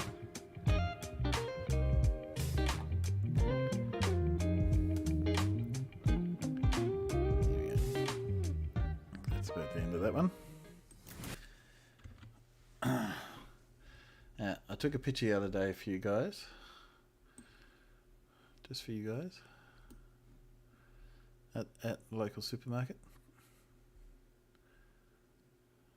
They look a bit ropey. Pumpkins. That's what a pumpkin looks like. Yeah, and yeah, not orange. That's what a pumpkin looks like. We had this discussion. Wrong colour then. No, that's. Oh, the Kent pumpkins. Oh yeah. Well, yeah, and blues and everything. All the pumpkins you get down here are that colour. So these are the other pumpkins. They're also not orange. The only thing we get that are orange is these butternut pumpkins, which are like these other funny ones over here. I mean, butternut squash, you mean? Pumpkins. They're called butternut pumpkins. Squash. What are you talking about? Squash. You've never had squashes? Yeah, I have a but squash, not but squash. they're not called squash. They're called pumpkins. No, they're not. They're called squash. But it's in Australia. They're not called pumpkins either. They're called pumpkins. Pumpkin. Okay, that's just the way I pronounce It's it. pumpkin when I call it a pumpkin. No, Paul. Yeah, not pumpkin. Just because you can speak the English language, Paul. Yeah, no. I know all these colonial I've always nations. called They take our language and go bugger off to other parts of the world, and they just completely demolish the English language. I always call them pumpkin. Again, I can't get to pumpkin, which is the correct way. But pumpkin. Yeah, all my life I've called it pumpkin. It's probably why I can never spell it, because I always say pumpkin. Pumpkin. Yes. And we have these, and we have Queensland Blues, which are like this, but they're much darker green, and they're generally when we go to buy a pumpkin, that's what we get. Anyway, that was just because we brought it up before. Well, that's about the time to call an end on the stream. Thanks for all your peanuts for coming. I'll sign them off, and I will do the same next week. I'll send you guys a Zoom link when I set up the meeting, and you can probably just come straight in if you want. And hopefully I'll sort out the sharing issue. It's only a small issue, but it's just a bit of a pain in my hand. I've just lost my peanut list. So thanks all you peanuts for coming. Appreciate it greatly. And I'll catch you again on Saturday. See you guys. You want to say goodnight to the peanuts out there? Good night, peanuts. Bye. Bye. Thanks, Timbo. Bye. Hey, see you, peanuts.